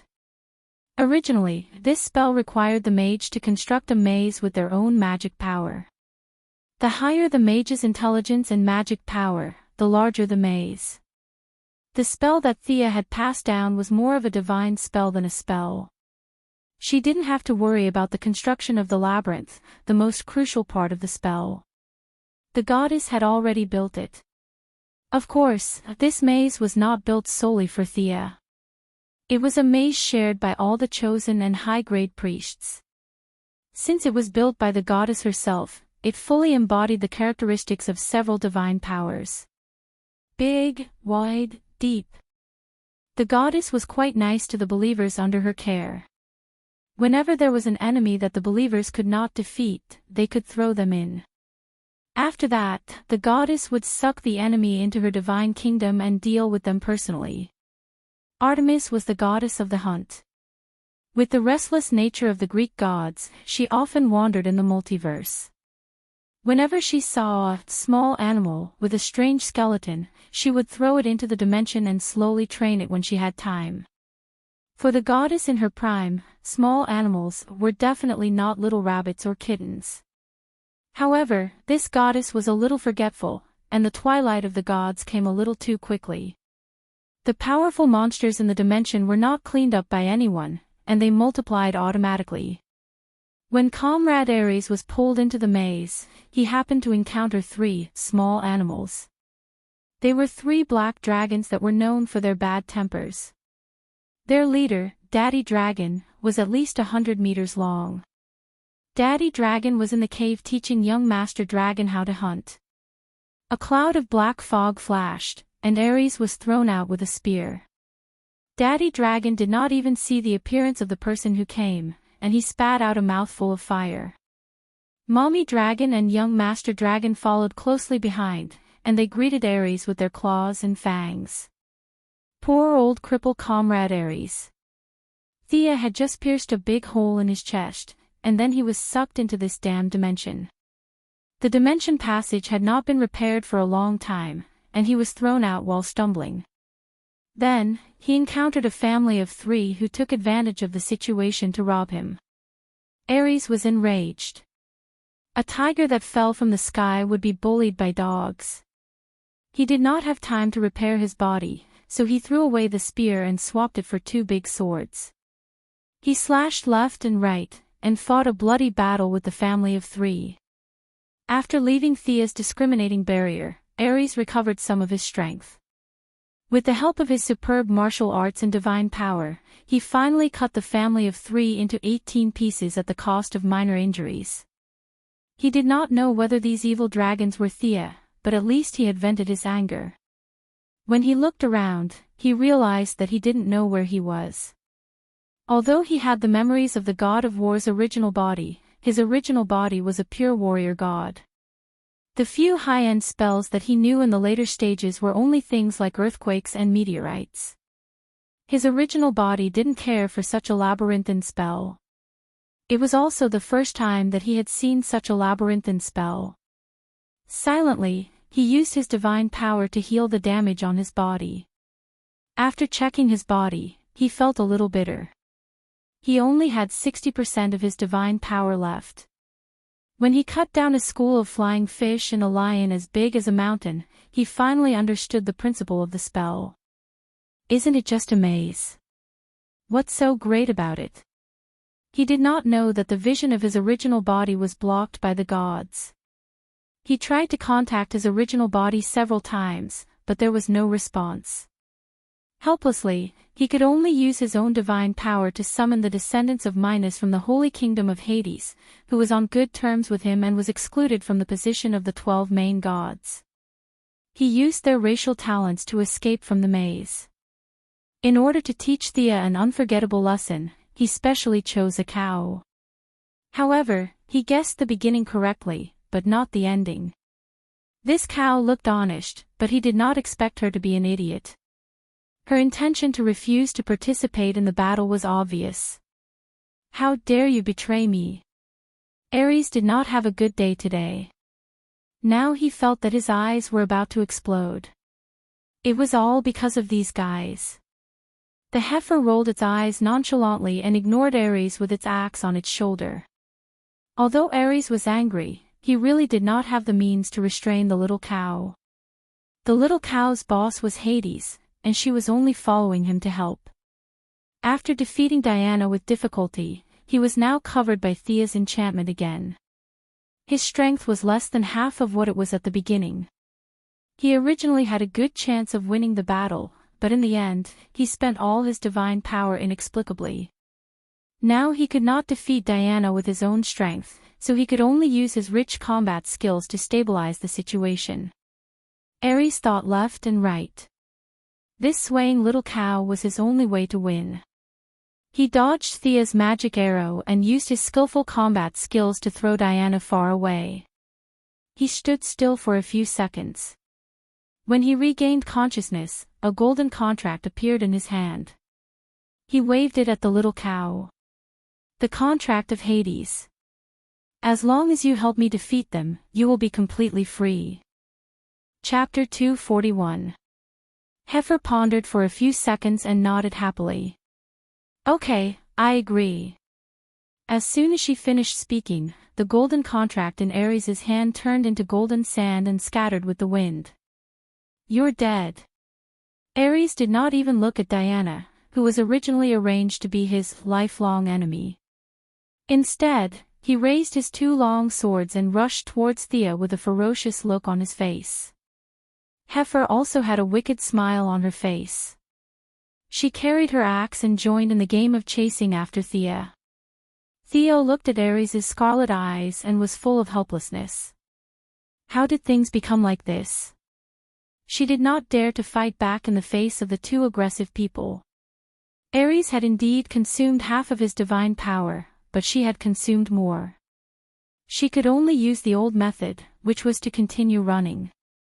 In order to take care of Diana, who could not fly yet, Thea chose to fly close to the ground. The scene was extremely ugly for a moment. The four of them were in groups of two and were all moving in a straight line. Thea ran in front and occasionally turned back to shoot a few arrows. Diana ran and blocked all kinds of attacks for her. Ares and Heifer ignored Diana and aimed at Thea. The fight was so ugly that Ares, as the god of war, felt full of shame. He kept scolding Thea and asked her to stop and fight one-on-one with him. How stupid would Thea be to fight one-on-one with him? She acted as if she did not hear him and led this strange team around the village in irregular circles. Inspired by his one-on-one fight, Diana also asked Ares to stop and fight one-on-one with her. She talked about the traditions of the people and the rules of the battle of gods. But now that Ares's strength was reduced by half, he was not confident that he could defeat Diana, who did not consume much energy. He could only copy Thea and pretend that he did not hear her. In ancient wars, it was a very shameful thing to attack the opponent's mount. However, in order to catch up with Sia, Ares no longer cared about his reputation as the god of war and attacked her skateboard like a madman. Unfortunately, Sia really worked hard on operating the skateboard. She was sometimes fast, sometimes slow, sometimes high, and sometimes low. She was so agile that Ares's several attacks were in vain. For the sake of his reputation, Ares had to give up attacking the skateboard and continue to chase after Sia. When it circled the village for the 5th time, the little heifer was very happy and laughed happily. "What are you laughing about? Are you seriously chasing after her? You should be faster in this damn enchantment." Smoke was coming out of Ares's forehead. Needless to say, he was angry. Now that he saw Heifer being so happy as if she was playing a game, he immediately scolded her. Heifer stared at him with a pair of innocent eyes and attacked Thea twice with her axe. But they were all blocked by the agile Diana. Heifer blinked at Ares, which meant, "Did you see that? I tried my best. I'm only at this level." Her perfunctory attitude made Ares feel dizzy. Fortunately, he still remembered that she was his helper. Otherwise, with his usual temper, he would have killed her. Thea naturally saw Heifer's passive attitude. She silently cast a spell on the arrow. Thea shouted, "Diana, get out of the way." In the blink of an eye, Sia shot an earthy yellow magic arrow at the ground, creating a huge pit in the path that Roland had to pass through. Diana got the hint and dodged it with a big jump. Ares was an experienced fighter. Plus, he knew a few of Thea's attack methods. When he saw her shooting the arrow to the ground, he flew up without hesitation. There was a loud splash. "Oh no! I fell into the pit. I can't get out. Lord Ares, I've let you down." Heifer jumped into the pit in an exaggerated manner and exchanged a knowing look with Sia. She then shouted loudly and refused to come out no matter what. Ares could no longer suppress his anger. He scolded them in the divine realm for a long time, but when he realized that they could not understand him, he changed to English. But no matter how harsh his words were, it could not change the fact.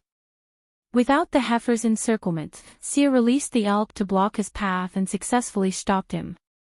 After that, she ran out of his attack range in a flash. Only Diana, who was also full of anger, was left in front of Ares. Sigh. Sia ran far away and turned back to see that Ares was not chasing after her. She then patted her chest and heaved a sigh of relief. Being chased by a berserk god of war and slashed with all his might would be a terrible thing. Fortunately, she relied on her flexible tactics to get rid of the berserk god of war. But she did not rest too much. Thea knew that Diana was strong enough to defend herself, but she did not have a strong attack method.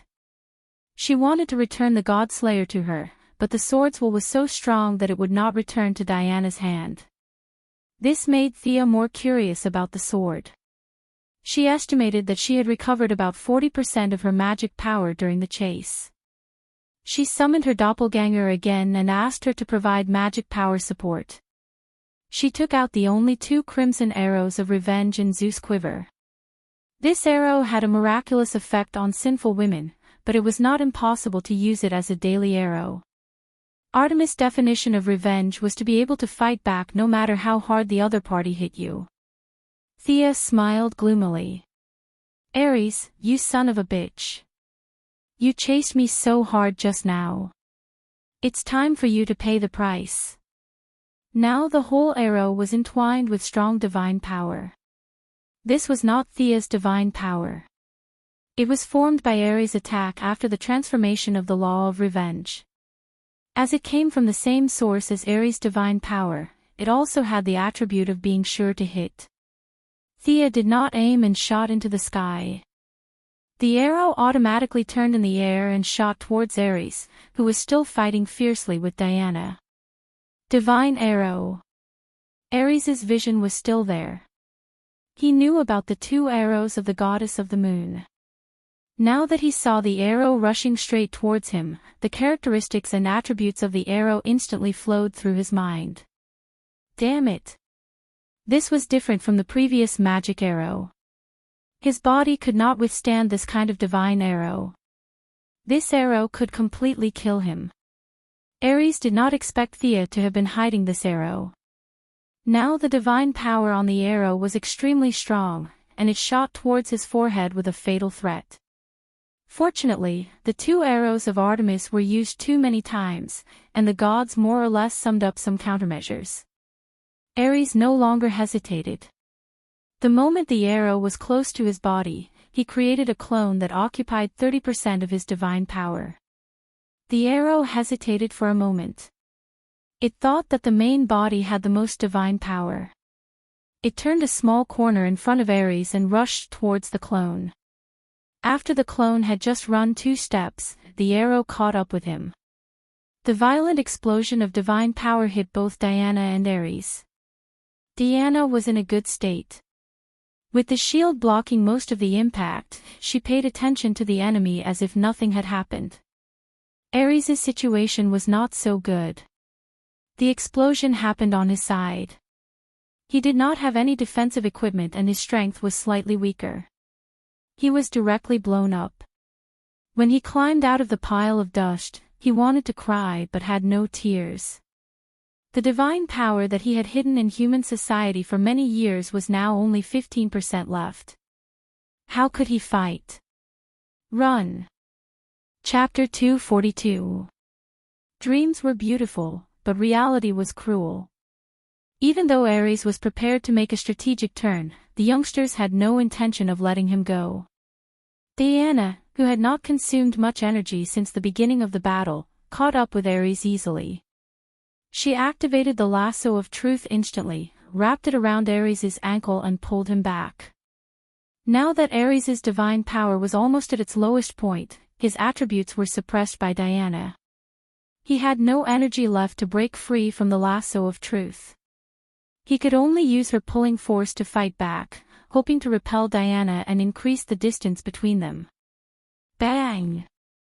Although Ares was mentally prepared, he still felt a deep sense of fear when Diana caught his punch with all his strength. Diana caught Ares' punch with her right hand. The punch made her take a small step back, but she did not lose her footing. Her eyes shone brightly, and the silver bracelet on her arm began to emit streaks of electricity. Ah! At this time, Diana felt that her strength was increasing by the second. The sudden increase in strength needed a vent. Other than Ares, who was in front of her, was there a better punching bag? Who asked you to harm others? Who asked you to start a war? You evil god! Diana held the lasso of truth with one hand, and every time Ares tried to escape, she would catch him back. She clenched her fist with the other hand and punched him in the face. What do you know? I didn't do it. Originally, Ares did not bother to explain, but as the silver bracelet gradually awakened, the divine weapon that had followed Diana for 5,000 years began to show its power.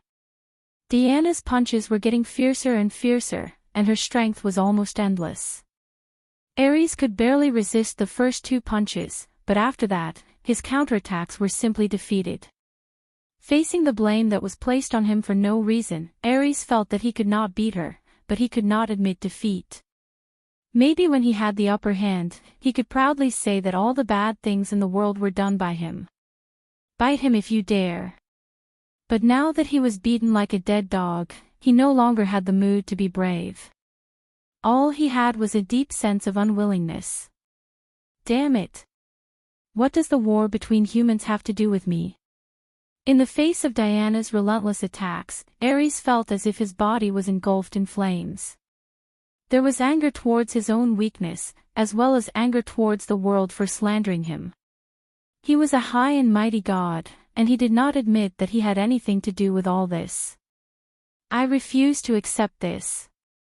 I haven't lost yet. Don't even think about humiliating me. Ares' almost depleted divine power miraculously recovered a little because of his violent anger. But everything in the world, how much you gain, you lose. He gained new power, but the price was heavy. He paid for it with his sanity. In the face of Diana's punch, he only slightly avoided his vital parts and completely gave up on defense. He also threw a punch at Diana. Diana had already launched her attack, and it was too late for her to withdraw her attack. Her silver bracelet of shield protection was useless at this moment, and she could only use her divine power to protect her body and take Ares' furious attack head-on. The attacks of the two hit each other at the same time. Ares was strengthened by the silver bracelet of shield, and Diana was getting stronger and stronger. Ares' left half of his body was smashed, and he flew back 100 meters and plunged into the soil. Diana was much better in comparison. Her divine power was more abundant, and although the defense of the armor on her body was not as good as the shield, it was still a divine artifact. Ares' attack was only a minor injury to her, and she stopped after retreating more than 10 meters. But at this time, she did not have a smug expression at all. She was actually injured by Ares, who was tortured by Thea. Unforgivable. At this time, Thea, who was hiding 2 miles away and secretly observing the battle with the Eye of Horus, was surprised to see that Ares was still able to unleash his explosive power. Originally, after shooting the arrow of revenge, she saw Diana's guardian bracelet begin to show its power. She thought that Ares' defeat was in front of her eyes. She didn't expect that this god of war would recall something and miraculously recover a part of his combat power. Sia was so scared that she quickly shrank her neck. Looking at the red light on Ares' forehead, she knew how angry he was. She didn't have any defensive equipment or skills, so she couldn't go up and block the attack. What? You want me to stab him to death? Are you kidding me? Thea certainly would not hide in a daze. She found that the fake sword could communicate with her mind. The sword kept urging her to stab Diana, but when Thea wanted to throw the sword to Diana, it was unwilling, as if Diana was a scourge. This is going to be difficult. Thea could not help but scratch her head. After a simple communication, she roughly understood the purpose of the sword. It was a little unfair to call it a fake sword. It was originally created by the god of fire, Hephaestus. There were 2 swords. One was the fire god's sword that Diana would use in the future, and the other was the fake sword in front of Thea. She did not know what the god of fire had in mind when he created the fake sword, but when he made the sword, he stipulated that the fake sword would fall into the hands of Diana and be destroyed in the battle between the gods. This order was the principle he had when he first created the sword. Although the fake sword had a trace of consciousness after 5,000 years of worship by the female warriors on Paradise Island, it could not resist the original will of the creator. Due to the attention of the gods, it could not tell Diana the truth. It could only choose to die silently. However, Thea's unexpected appearance changed its fate drastically. Ares' fierce attack made Diana anxious, so she threw the fake sword to Thea. So, your original mission is still there. You will be destroyed when you return to Diana. Will you be fine? Thea asked doubtfully. The fake sword did not answer her question. Instead, it kept urging her to stab Ares to death. So urgent. Did Ares kill your entire family? Thea rubbed her chin and thought about the problem of the fake sword. Thea had a 60% chance that the fake sword would change drastically once it killed a god. Should she take the risk? As Ares used his divine power to repair his body again and again, although he still had a little divine power, his spirit was showing signs of fatigue. In the face of Diana's increasingly powerful attacks, the frequency of his counterattacks was getting lower and lower. Again, anger was only temporary. Killing the opponent with anger was the privilege of the protagonist. Unfortunately, Ares was not the protagonist. There seemed to be a chance. Thea cast a lot of protective spells on herself and instructed her clone to continuously attack Ares with magic. She wanted to get closer to the battlefield without attracting too much aggro. Ares glanced at the clone and did not care at all. It was already very difficult for him to deal with Diana. A clone with less than 30% of its usual power was not worth his time. Chapter 243. Seeing that the doppelganger was getting closer and closer to Ares, Thea thought about her plan and felt that it was still not safe. She made a cut on her palm and used her blood to draw a reverse teleportation circle on the spot. This circle was a demonic spell recorded in the Constantine family's magic book. The circle was very complicated and the wound had stopped bleeding halfway. Thea had to make another cut. After making sure that there were no mistakes, she finally started her plan. Following the battle between Diana and Ares, the once peaceful and quiet village was now unrecognizable. The more divine power they used, the more damage they caused to the landscape. The smooth road was now replaced by various potholes. The doppelganger kept moving through the ditches, trying to get closer to Ares. "I've seen you sneaking around for a long time. Damn ant, don't think that you can fool the gods with your little tricks." Ares' speed suddenly exploded. He shook off Diana, rushed to the front of the avatar, and grabbed the neck collar of the avatar. With a ferocious smile that he had already seen through everything, his gaze crossed the distance and looked at Sia's original body in the distance. But his smile did not last for more than 2 seconds. He felt the doppelganger disappear and was replaced by Thea's real body. Just as a joyful expression appeared on Ares' face, he felt a throbbing that was far beyond his body and soul rushed into his body. "You're the one who should die." At this time, Thea had completely let go of her scruples. She held the Godslayer with both hands and used all her strength to stab into Ares' open mouth. After that, she did not dare to look at the result of her battle. She activated the blood teleportation circle and hid in the distance again. Phew. Sia touched her body. Fortunately, she was unscathed. This time, she made use of Ares' arrogance and hatred towards Sia to play the trump card of swapping positions with her original body. With the element of surprise, the plan could be said to be very successful. Only then did she have the leisure to admire the results of her battle. "I can still fight. I won't lose." The madness in Ares' eyes had completely disappeared and was replaced by fear and confusion. Ares covered the wound on his mouth as divine power flowed out of his wound and drifted in all directions. "I am the god of war." The loss of divine power would not be affected by his will. Ares took one last look at Diana, who had a sympathetic look on her face. Then, his mighty body collapsed.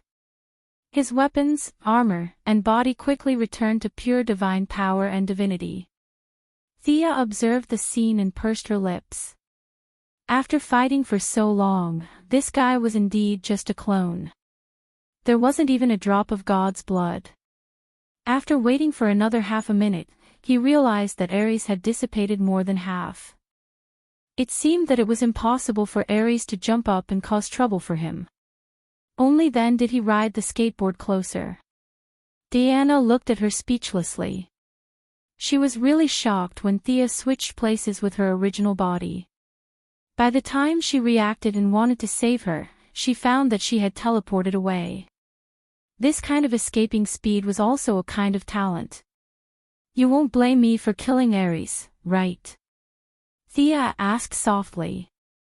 "How is that possible? Didn't I give you the Godslayer? This is your destiny." Diana was puzzled. She did not understand why Thea would ask this. Thea thought about the whole thing and guessed Diana's thoughts. Her thoughts were very simple. She still believed in the story told by her mother. In her mind, the Godslayer should have such an effect. Thea would naturally have such an ending if she got the sword. Was there any doubt? Thea resisted the urge to tell her how many twists and turns there were, especially when she realized that Ares's divine power had dissipated with the wind. However, the god of war's divinity seemed to be gathered by some kind of force and was waiting for something. The gods are watching. I'd better not tell you the story. It's a bit complicated. You should keep your good impression of Hippolyte. The two women chatted casually. Thea waited quietly for the distribution of Ares's divinity. In the original timeline, Diana should have absorbed all the divinity. However, with Thea's interference, things were a little different. Although Thea and Diana were close friends, she did not think it was a good idea to give the divinity to Diana because she did not lack divinity. If Diana's total divinity was calculated by 1,000, she did not even have 200 divinity. It was meaningless to raise her upper limit. On the other hand, if the divinity was given to Thea, her upper limit would be raised from 50 to 150.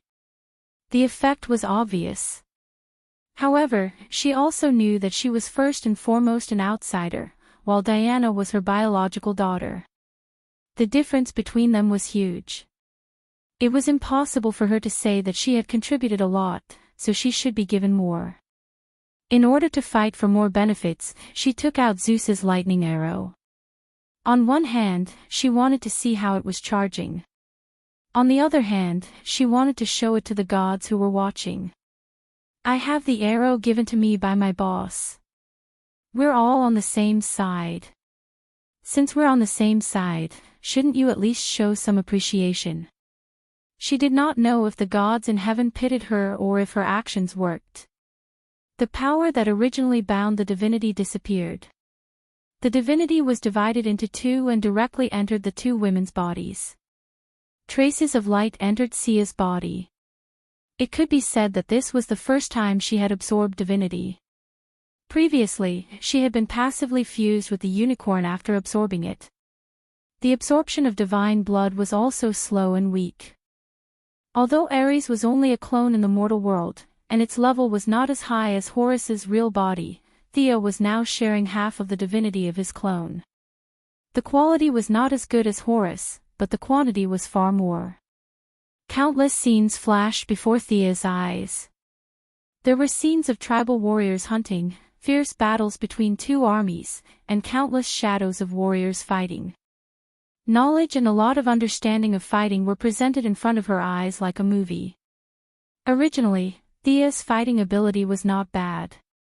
Although most of the time she was at the bottom, she could still be called a fighter. Now that she had the personal experience of these predecessors, her fighting ability could be said to have reached a higher level. In terms of pure fighting ability, she was confident that she could defeat Batman. Most likely, she could draw with Ms. Shiva. Of course, with her current vision, fighting ability was no longer something she pursued. She pursued longevity and eternity. The various knowledge attached to divinity was only the last link. For Thea, the greatest function of divinity was to transform the body. It improved strength, speed, endurance, wisdom, and all aspects.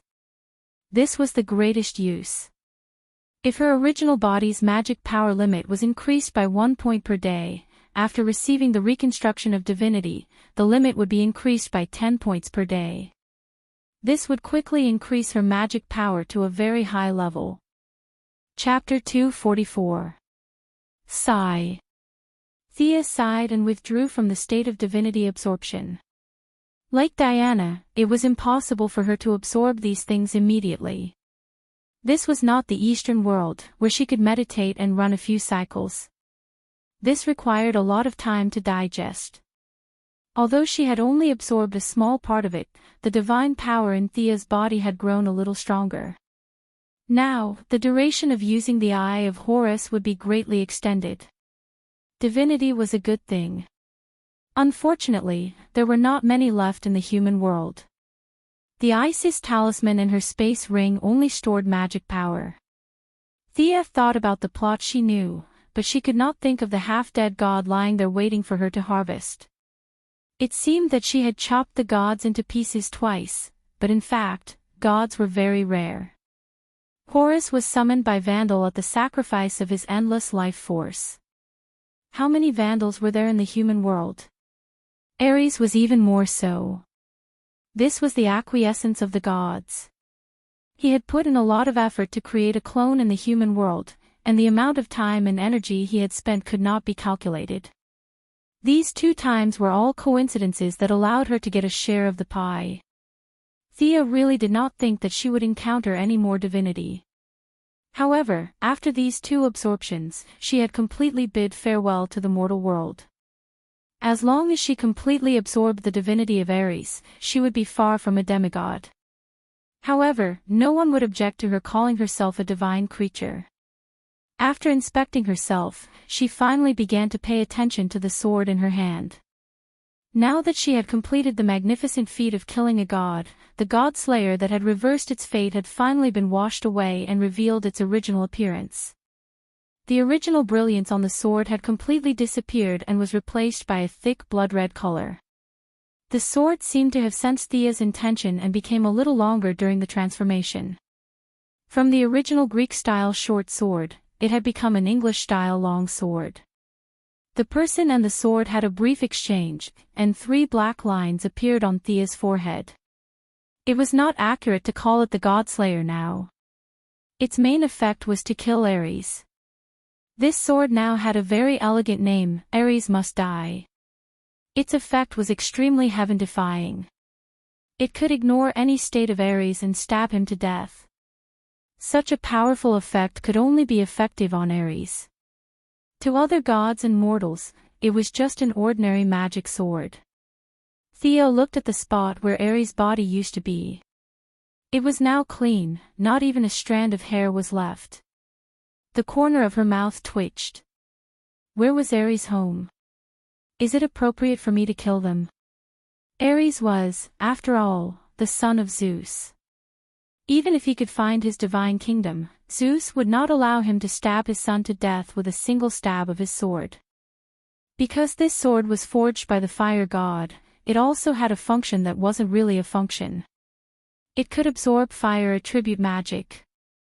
Thea could channel her fire element magic into the sword, making it look beautiful when she wielded it. Yes, this was the only remaining ability of the sword. It looked cool. What do I need you for? Thea gloomily put the sword back into the infinite space ring. Although it had escaped its fate, it still could not be used by Diana. According to the sword, Thea needed to find a power that was beyond divine power to rewrite the original setting. She opened the eye of Horus and looked into the distance. Steve and the others were fighting over the plane transporting the poison gas. Thea silently recited a spell, triggering the mental power in the minds of Steve and the others. They would gradually forget everything about Thea in the next 3 days. Finally, it was time to leave. Thea lowered her head and did not dare to look at Diana. Go, my love. I will wait for you. You must remember our promise of 100 years. Diana spoke first. I will. The atmosphere between the two was getting sweeter and sweeter. The distance between them was slowly closing. Just as their lips were about to touch, a sudden voice interrupted them. Oh! Ares is dead. We are free. Roar! An unusually cheerful voice broke the ambiguous atmosphere between the two. F***ck. Sia almost pulled out the Godslayer again. She looked at the heifer that had climbed out of the pit and hopped to their side with a ferocious gaze. The little heifer was frightened by their gazes. Diana was also staring at her with hostility. Her murderous aura filled the air, and many stones and debris around them floated in the air. What's wrong? The little heifer did not know what happened, but she knew that she was in trouble. She kept bowing and looking at the two with her big watery eyes. Why are you still here? Thea was not the kind of person who would vent her anger on others. Besides, no matter what the little heifer's intentions were, she had helped her. If the little heifer and Ares had gone after her, the outcome would have been uncertain. The little heifer lowered her head and bowed. When she heard Thea's words, she lifted her eyelids slightly and glanced at her. When she saw that the murderous aura had mostly dissipated, she raised her head and said cheerfully, "I am free. That idiot set me free. Of course, I am here. Where else can I go?" The little heifer answered matter-of-factly. She looked at them as if they did not understand such simple logic. "Are you a descendant of Minos?" Diana knew all kinds of myths and legends like the back of her hand. She looked at the little heifer and her eyes lit up. It was the same expression that she had when she saw the man on Paradise Island. The little heifer was annoyed by the way she looked at it. It was as if she was studying something new. So, she told her the reason why she was there. "So, Hades' situation is not good. Your kind likes to live in complicated mazes. As the god who protects your kind, he no longer has the divine power to build a maze for you. You think that the shadow maze that I created is not bad, and you want to live there." Thea summarized her words. Fortunately, the little heifer could speak Greek. She finally understood what she wanted to say. Every time Thea said something, the little heifer nodded and looked at her expectantly. "That is Artemis's dimension. Do you still want to go there?" The little heifer was chosen by Ares because her combat power was quite good. It would be difficult for her to become the king of the realm, but she could still survive. The only trouble was that her behavior was similar to that of a job hopping. Would it cause more chain reactions? As expected, when the little heifer heard that it was the territory of the goddess of the hunt, she immediately shook her head and expressed that she did not want to go. In the end, Sia had a discussion with her and promised to build a few self-moving mazes for her in the modern world. It was too easy for the Quinn Corporation to do this. In the future, with the AI Gideon, a small change in 3 days and a big change in 5 days. When the little heifer heard that there was such a good thing, she quickly entered the dimension ring and prepared to return to 2008 with her. After finally tricking this combat power away, Seal looked around and found that there were no longer any troublemakers around. She hugged Diana domineeringly and kissed her on the lips. Diana's lips were like her, full of heroic spirit.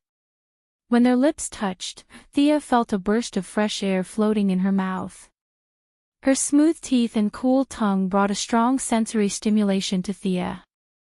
The two hugged and did not let go for a long time. Chapter 245. I'm leaving, Diana Prince. Hold on to your beliefs. We'll meet again in 100 years. Their lips parted, and Thea gently stroked her cheeks. Neither of them was the kind of person who was shy, and they let go of each other's arms very quickly. I'll wait for you. I'll wait for you to sing that song again. Although it was not a parting of life and death, Diana's mood was inevitably a little depressed. Thea pulled out Zeus's lightning arrow, pulled the bowstring, chanted a special spell, and activated the special array on the arrow. In Thea's view, it was a bit like submitting an application to a superior unit. With Boss Zeus's approval, the arrow could open a space channel. Fortunately, there was such a setting, otherwise, the arrow could not be used at all. Who could stand it if it was used to travel? The arrow moved at full speed, and opened a dark blue halo channel not far away from the two of them. The divine power on the arrow was all used up, and it returned to the quiver again. Take care. Thea smiled and waved at Diana. You take care too. I'll be here waiting for you in 100 years. Diana's expression was normal as usual. After confirming that she did not miss anything, Thea stepped into the time channel. This trip was different from the previous two. At first, there was Gideon's time spaceship, and she was just a passenger. The second time, she was involved in the explosion and could not control it at all. Now that she had gotten Boss Zeus's approval to travel in time, she could move as usual. She wanted to take a closer look.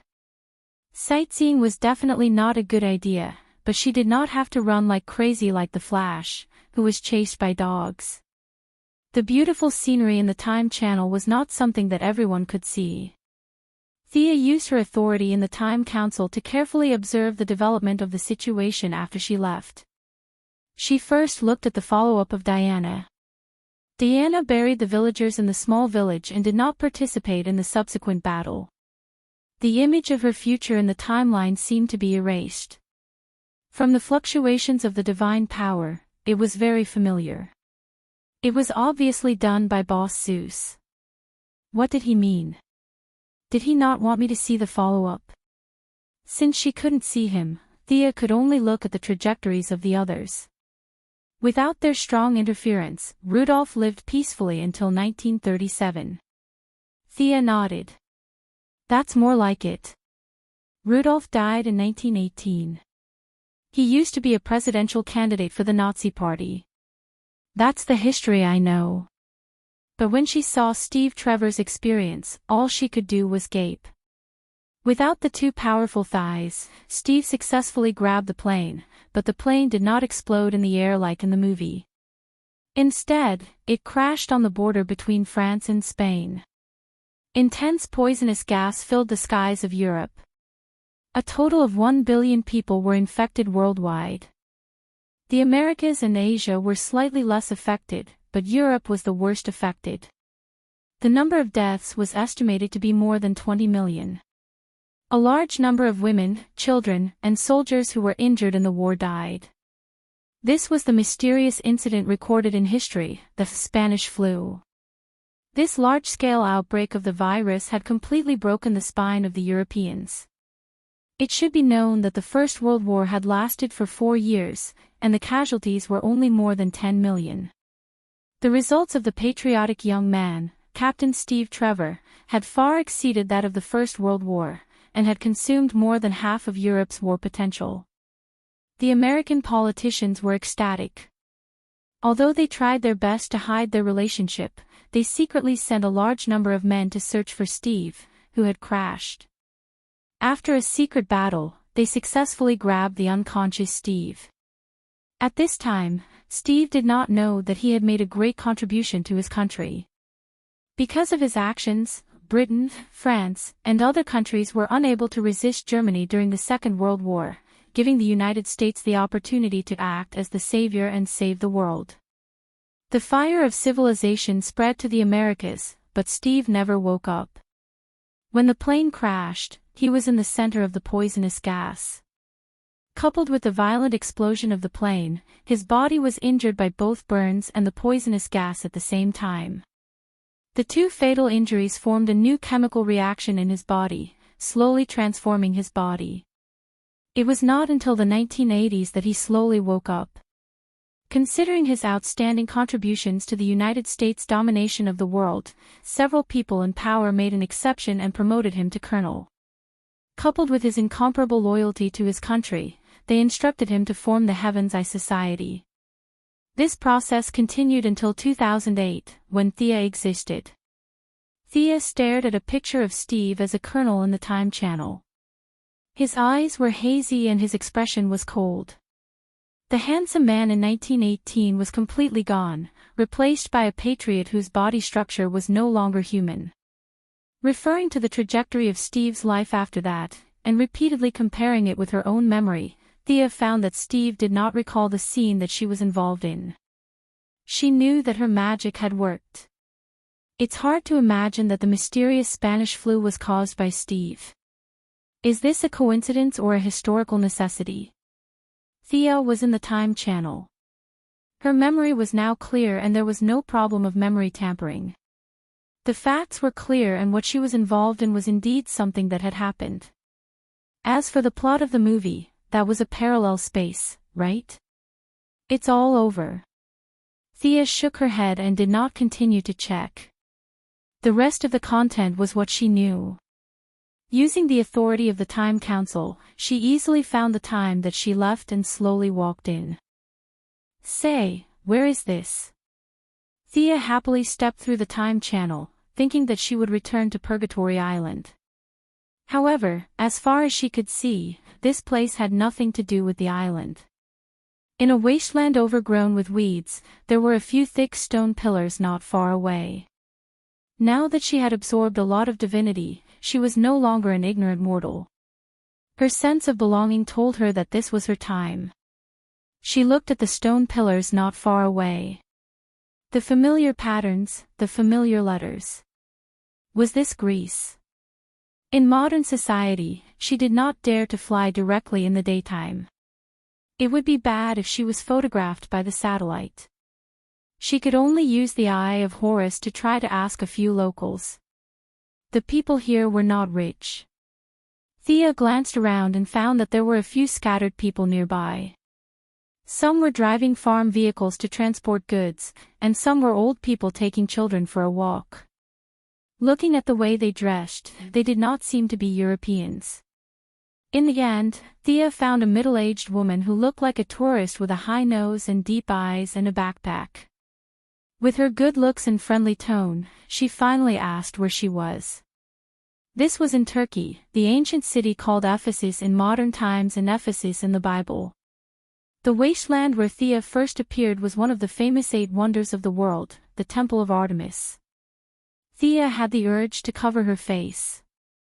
Needless to say, this must have been done by the moon goddess secretly at the exit, playing the sympathy card. The majestic Temple of Artemis is now a wasteland.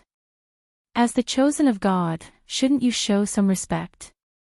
Thea said goodbye to the enthusiastic female tourist with a heavy heart and found a hotel to stay alone. Thanks to Colonel Steve, America had become the dominant country in the world and could communicate in English anywhere. As a famous tourist city, the hotel owner knew some English.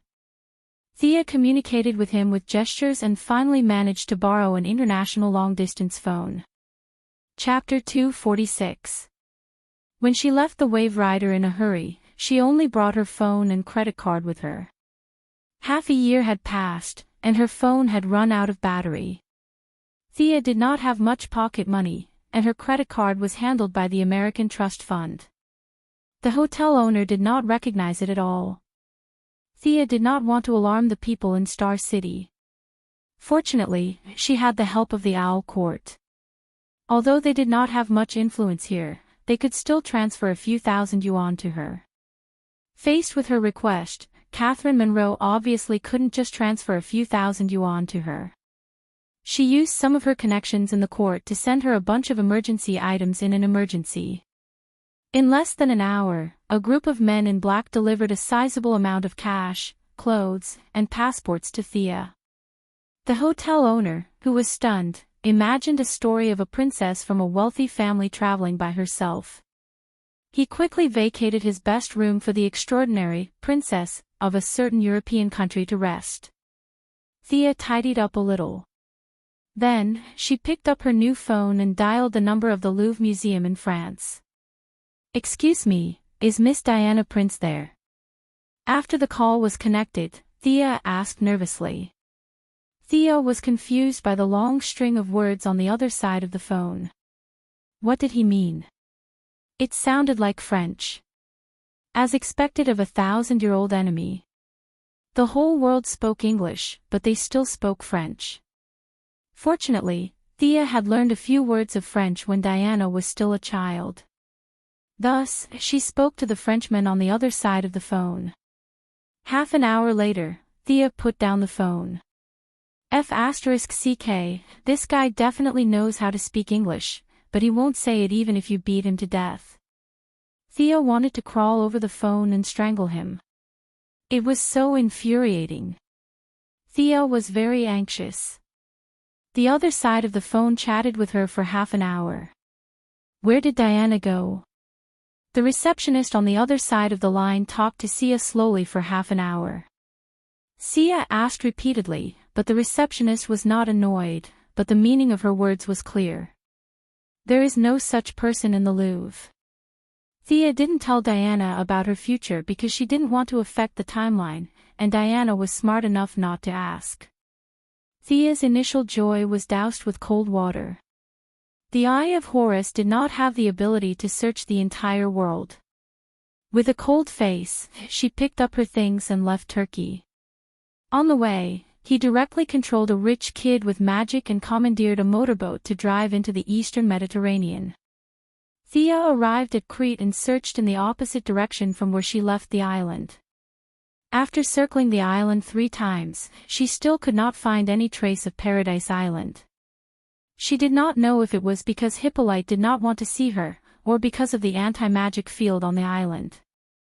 With nothing to show for it, Thea could only follow their footsteps until she found Diana in the small village in Belgium where the final battle with Ares took place. "You've been away for 3 months. I miss you so much, it's been 5 years. Did you come back safely? The humans fought another world war. I don't feel any signs of Ares' resurrection. They're so complicated. I'm going to travel the world. I miss you every day. The people of Africa are very hospitable. I like them very much. You've been away for 80 years. Do you still remember me? Come and find me." A black slate stood where Ares fell. It was densely covered with words. From between the lines, one could tell that Diana had been alone in this small village for many years. The words were filled with attachment and joy, but more than that, it was a strong love. Ah!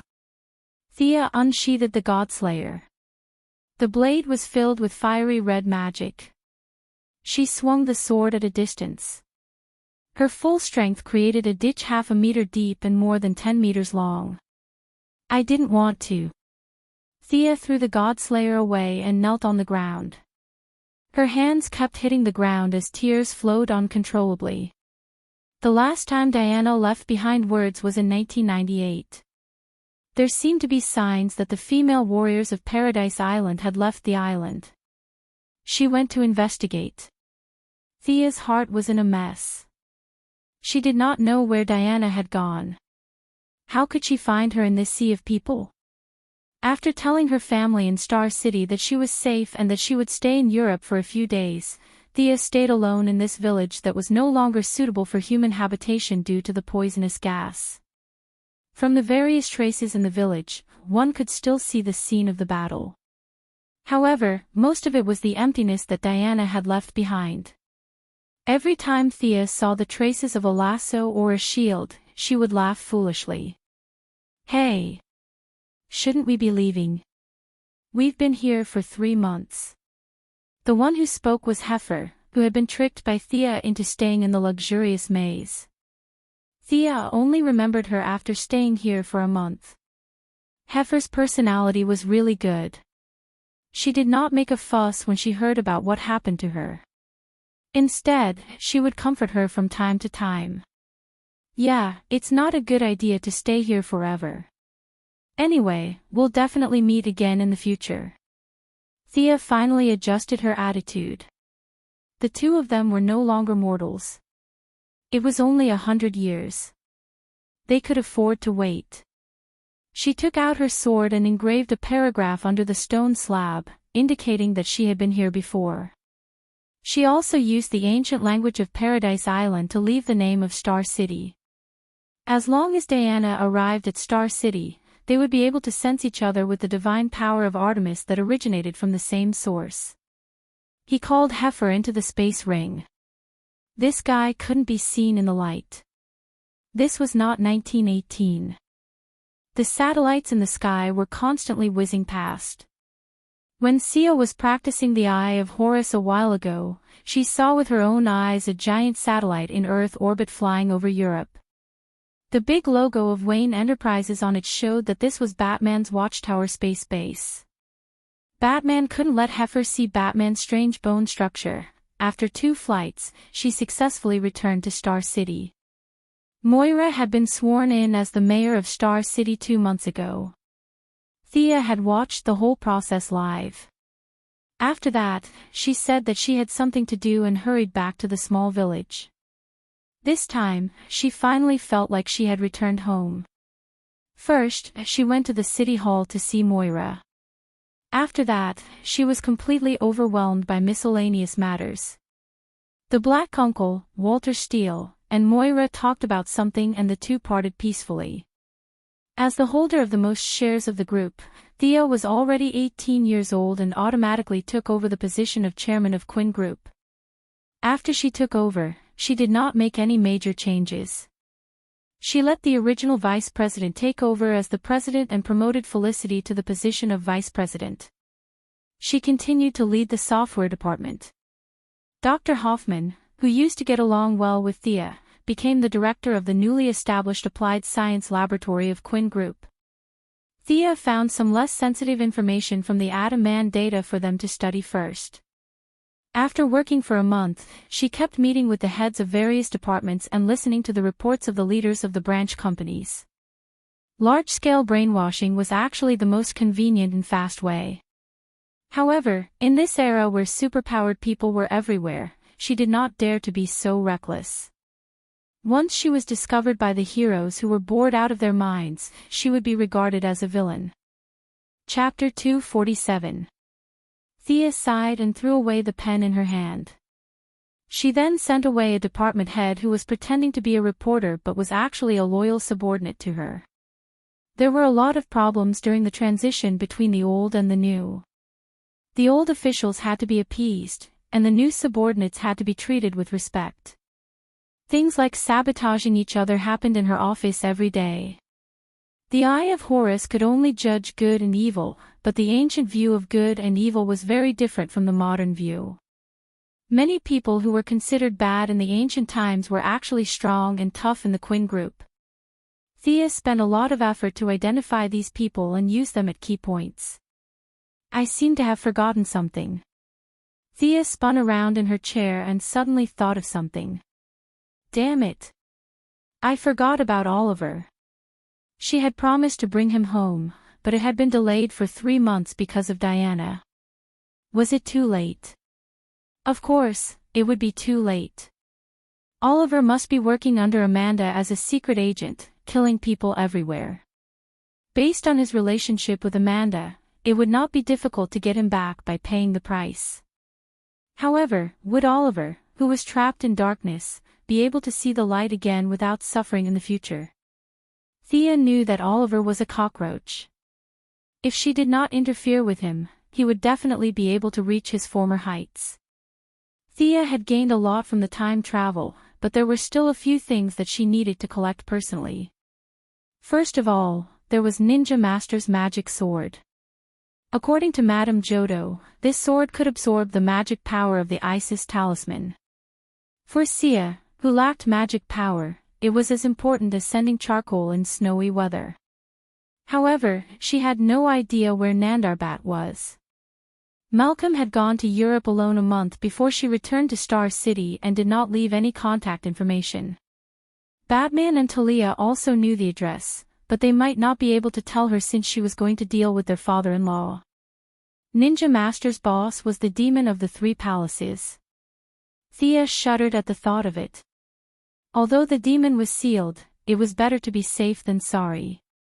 Superman, Diana, and the Flash had worked together to fight this guy, but they still could not break through his defense. With this kind of strength, he could probably fight Darkseid for a while. Thea really didn't think she could beat him. Another thing that would be of great help to him was the artificial intelligence hidden in the cutting-edge technology laboratory in Central City. Although Thea was now a magician, she had not forgotten about technological means. She was not that careless to steal things while wearing invisibility. Through the Court of Owls, they hired an unrelated assassin to scout the way. Thea saw the information of this female assassin named Elpharis Stiller. It was unknown whether it was magically modified or a superpower, but the assassin held 2 daggers in her hands, and her hair could also control 2 daggers. Her influence data showed that this assassin had a mission completion rate of 100% and had never failed. Thea instructed the court to pay the deposit according to the agreement. The request was very simple. She only needed to investigate the laboratory. However, Thea still underestimated the reverse lightning from the 25th century. The assassin was discovered as soon as he entered the laboratory. The spectrometer, far infrared, vibration sensing floor, and various other systems rang loudly. In less than a minute, more than 10 guards with rifles appeared. The assassin was not bad. He was shot 3 times, but he managed to escape. He returned the deposit and refused to go back. She had underestimated the power of technology. The assassin's tragic experience was a blow to Thea's head. Now that she was relying more and more on magic, she had regained her respect for science. The various benefits of artificial intelligence made Thea unwilling to give up. The second time, she used Felicity's hacking skills to find a guard working in the laboratory. After subconsciously brainwashing him, she controlled him to go inside to scout for information. However, 3 hours after the guard entered the laboratory, he was detected to have abnormal mental fluctuations. Thea quickly activated his original personality and restored him to his normal values. After a series of checks, he was mistaken for being nervous and escaped death. Thea knew that she could not act rashly. There were too many people paying attention to the cutting-edge laboratory. Various consortiums, state governments, and the military had invested a lot of money in it. Even the Quinn Corporation had given a token amount of money. With so many people paying attention, reverse lightning would not be exposed easily, and she would not have a chance to act. Did she really have to wait until the particle accelerator exploded and only a few people were left in the cutting-edge laboratory? Thea shook her head. It was too long, and she was a little unwilling to wait. After careful consideration, it was still beneficial to be familiar with the plot. She set her sights on the important assistant of reverse lightning in the next few years, the bioengineering doctor, Caitlin Snow. Caitlin Snow did not enter the cutting-edge laboratory. Instead, she was teaching at Princeton. Thea was going to take a detour and apply for her postgraduate program. Then, she would sneak into the cutting-edge laboratory. The environment of Western society was very clear about personal identity. A billionaire could be a superhero, a prince could be a soldier, and naturally, Thea could also be an intern. Originally, the school wanted to expel her because she did not report to school for a long time. However, when they heard that she was the president of the Quinn Corporation, they were speechless. A century-old school. Thea could only laugh. With her mind that had been transformed by divinity, she could graduate in half a year, get a master's degree in 1 year, and get a doctorate in 2 years. Having a doctorate title would subtly raise her social status. For example, Master Bruce, who was a peerless scholar, did not have a degree certificate. Even now, the media was scolding him for being ignorant and incompetent. Thinking about it, he felt wronged. Ninja Master was a long-term goal, and the cutting-edge laboratory was a medium-term goal. Thea's short-term goal was one. She wanted to make big news. She wanted to make news that could be seen by the whole world. Then, Diana would be able to see her no matter where she was on Earth. If I can't find you, I'll let you find me. However, it was not easy to make news that could reach the world. Her mother had just entered the political world, so it definitely could not be a scandal. She needed to do something very eye-catching.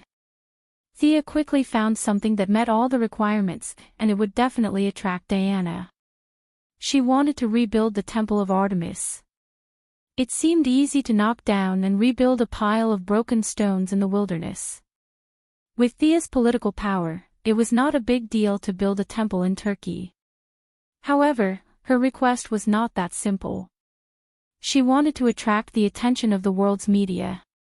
Thea wanted to knock down and rebuild one of the 8 wonders of the world. She wanted to recreate the glory of this ancient building in its original place. She had to face the world's scholars, experts, and news media. The resistance of this matter was unimaginable. Thea's plan was to secretly send the Court of Owls to bribe the local parliamentarians and several think tanks around the president of Turkey. On the surface, she would use her identity to get the permission of the U.S. government. She had to make this big news in the shortest time possible. Chapter 248. Thea, you're crazy. Do you have a fever? To Thea, Felicity, who had not seen her for more than a year but had not seen her for at most 3 months, was furious. "You want to demolish one of the 8 wonders of the world and rebuild it? It's such a big thing and you're hoping that no one will talk about it on the internet. How is that possible?" Felicity was so angry that she did not care that she was in the CEO's office. "Aren't I discussing it with you?" Thea also knew that this was a big deal. She was going to find a few confidants to discuss a rough plan, but she was met with strong opposition at the first step. "It's impossible for no one to talk about it. You're going against the entire history of human civilization." Felicity couldn't understand why a smart person like Sia would do something so strenuous and unrewarding. She continued to blabber on and on. Thea was also wondering if this news was too big. But considering that she had automatically arrived at the temple through the time channel, it was self-evident what the goddess was thinking.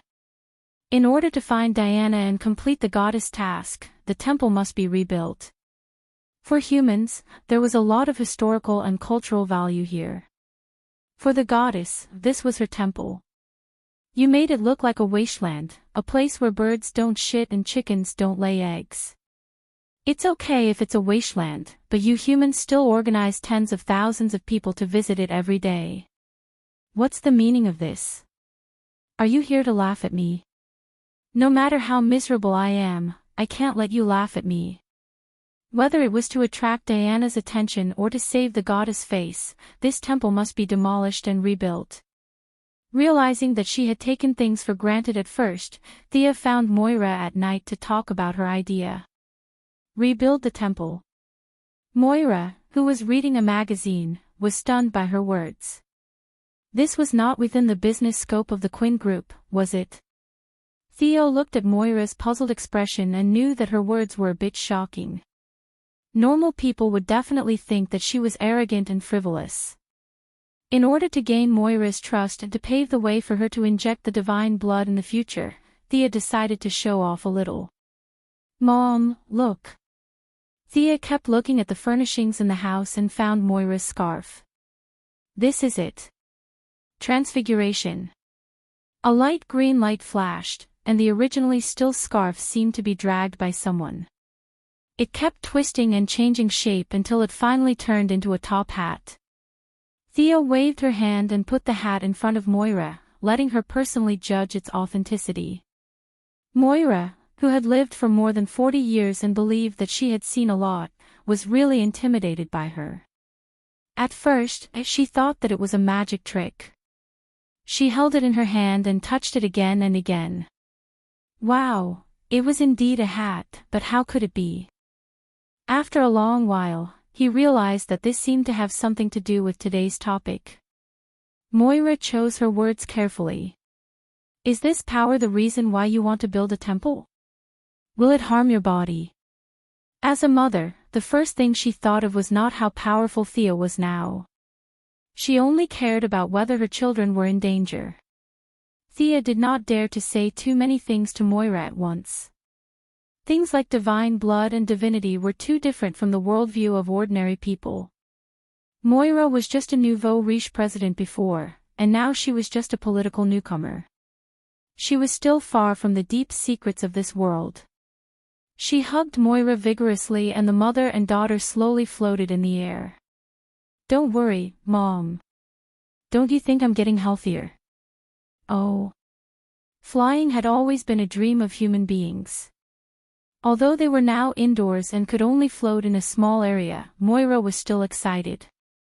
As a businesswoman, Moira had a deep understanding of the principle of how much you get, so she personally felt this extraordinary power. She also began to think about Thea's big news plan. You can't show up. At most, after everything is settled, you can participate in some activities as an important investor, but you can't make the decision. Moira also realized that today's Thea was no longer her spoiled daughter. After thinking repeatedly, she said to her seriously. Thea had a headache. Moira and Felicity's meaning was similar, but they were all the same. Thea's own prestige was not enough. Even if the people of the world agreed, how could Thea do it? What's more, the people of the world would not agree. As long as this matter was revealed, condemnation in speech and writing would be light. Prestige. Where am I supposed to find prestige? Killing a god was awesome, but the people did not know about it. She could not hold a press conference with the god slayer and say that this sword stabbed Ares to death. The whole world would think that she was crazy. If you have to build this temple, I suggest that you push the government to be the main body to facilitate this matter. Moira's suggestion was not complicated. The American government had done so many things that angered the world, so it would not be a problem to do a few more. The government's artillery had even blown up an ancient city in Iraq, so it would not be too much to pull down another temple. The conversation between the mother and daughter lasted until late into the night. Moira used her own intelligence network to outline a few high-ranking officials who could influence the government and a few members of parliament who were inclined to the reformist party for Thea. In fact, this matter had a wide range of influence, but in fact, it did not affect the interests of all parties. It was not worth mentioning compared to sending troops to war. Under Moira's advice, Thea finally took back her decision to dig the first shovel herself. She was ready to be a participant. After all, her purpose was to attract attention, but who should she give this glorious and difficult task to? It was not easy to find a spendthrift. This spendthrift had to have a certain social reputation and thick enough skin to withstand the fierce opposition of the media and the world's academic community. This is really difficult. The conversation between the mother and daughter had been going on for 3 days. Moira had begun a small-scale lobbying work. Thea was now in her office, sifting through the politicians who could be persuaded with Felicity. The Owl Court was not very helpful in this matter. Their connections in the outside world were limited. If they frequently used assassination and coercion to do things, they would definitely attract too much attention. This was not in line with Thea's initial position of the court. "Miss Quinn, there's a Mr. Jim Gordon outside who wants to see you. He says he knows you."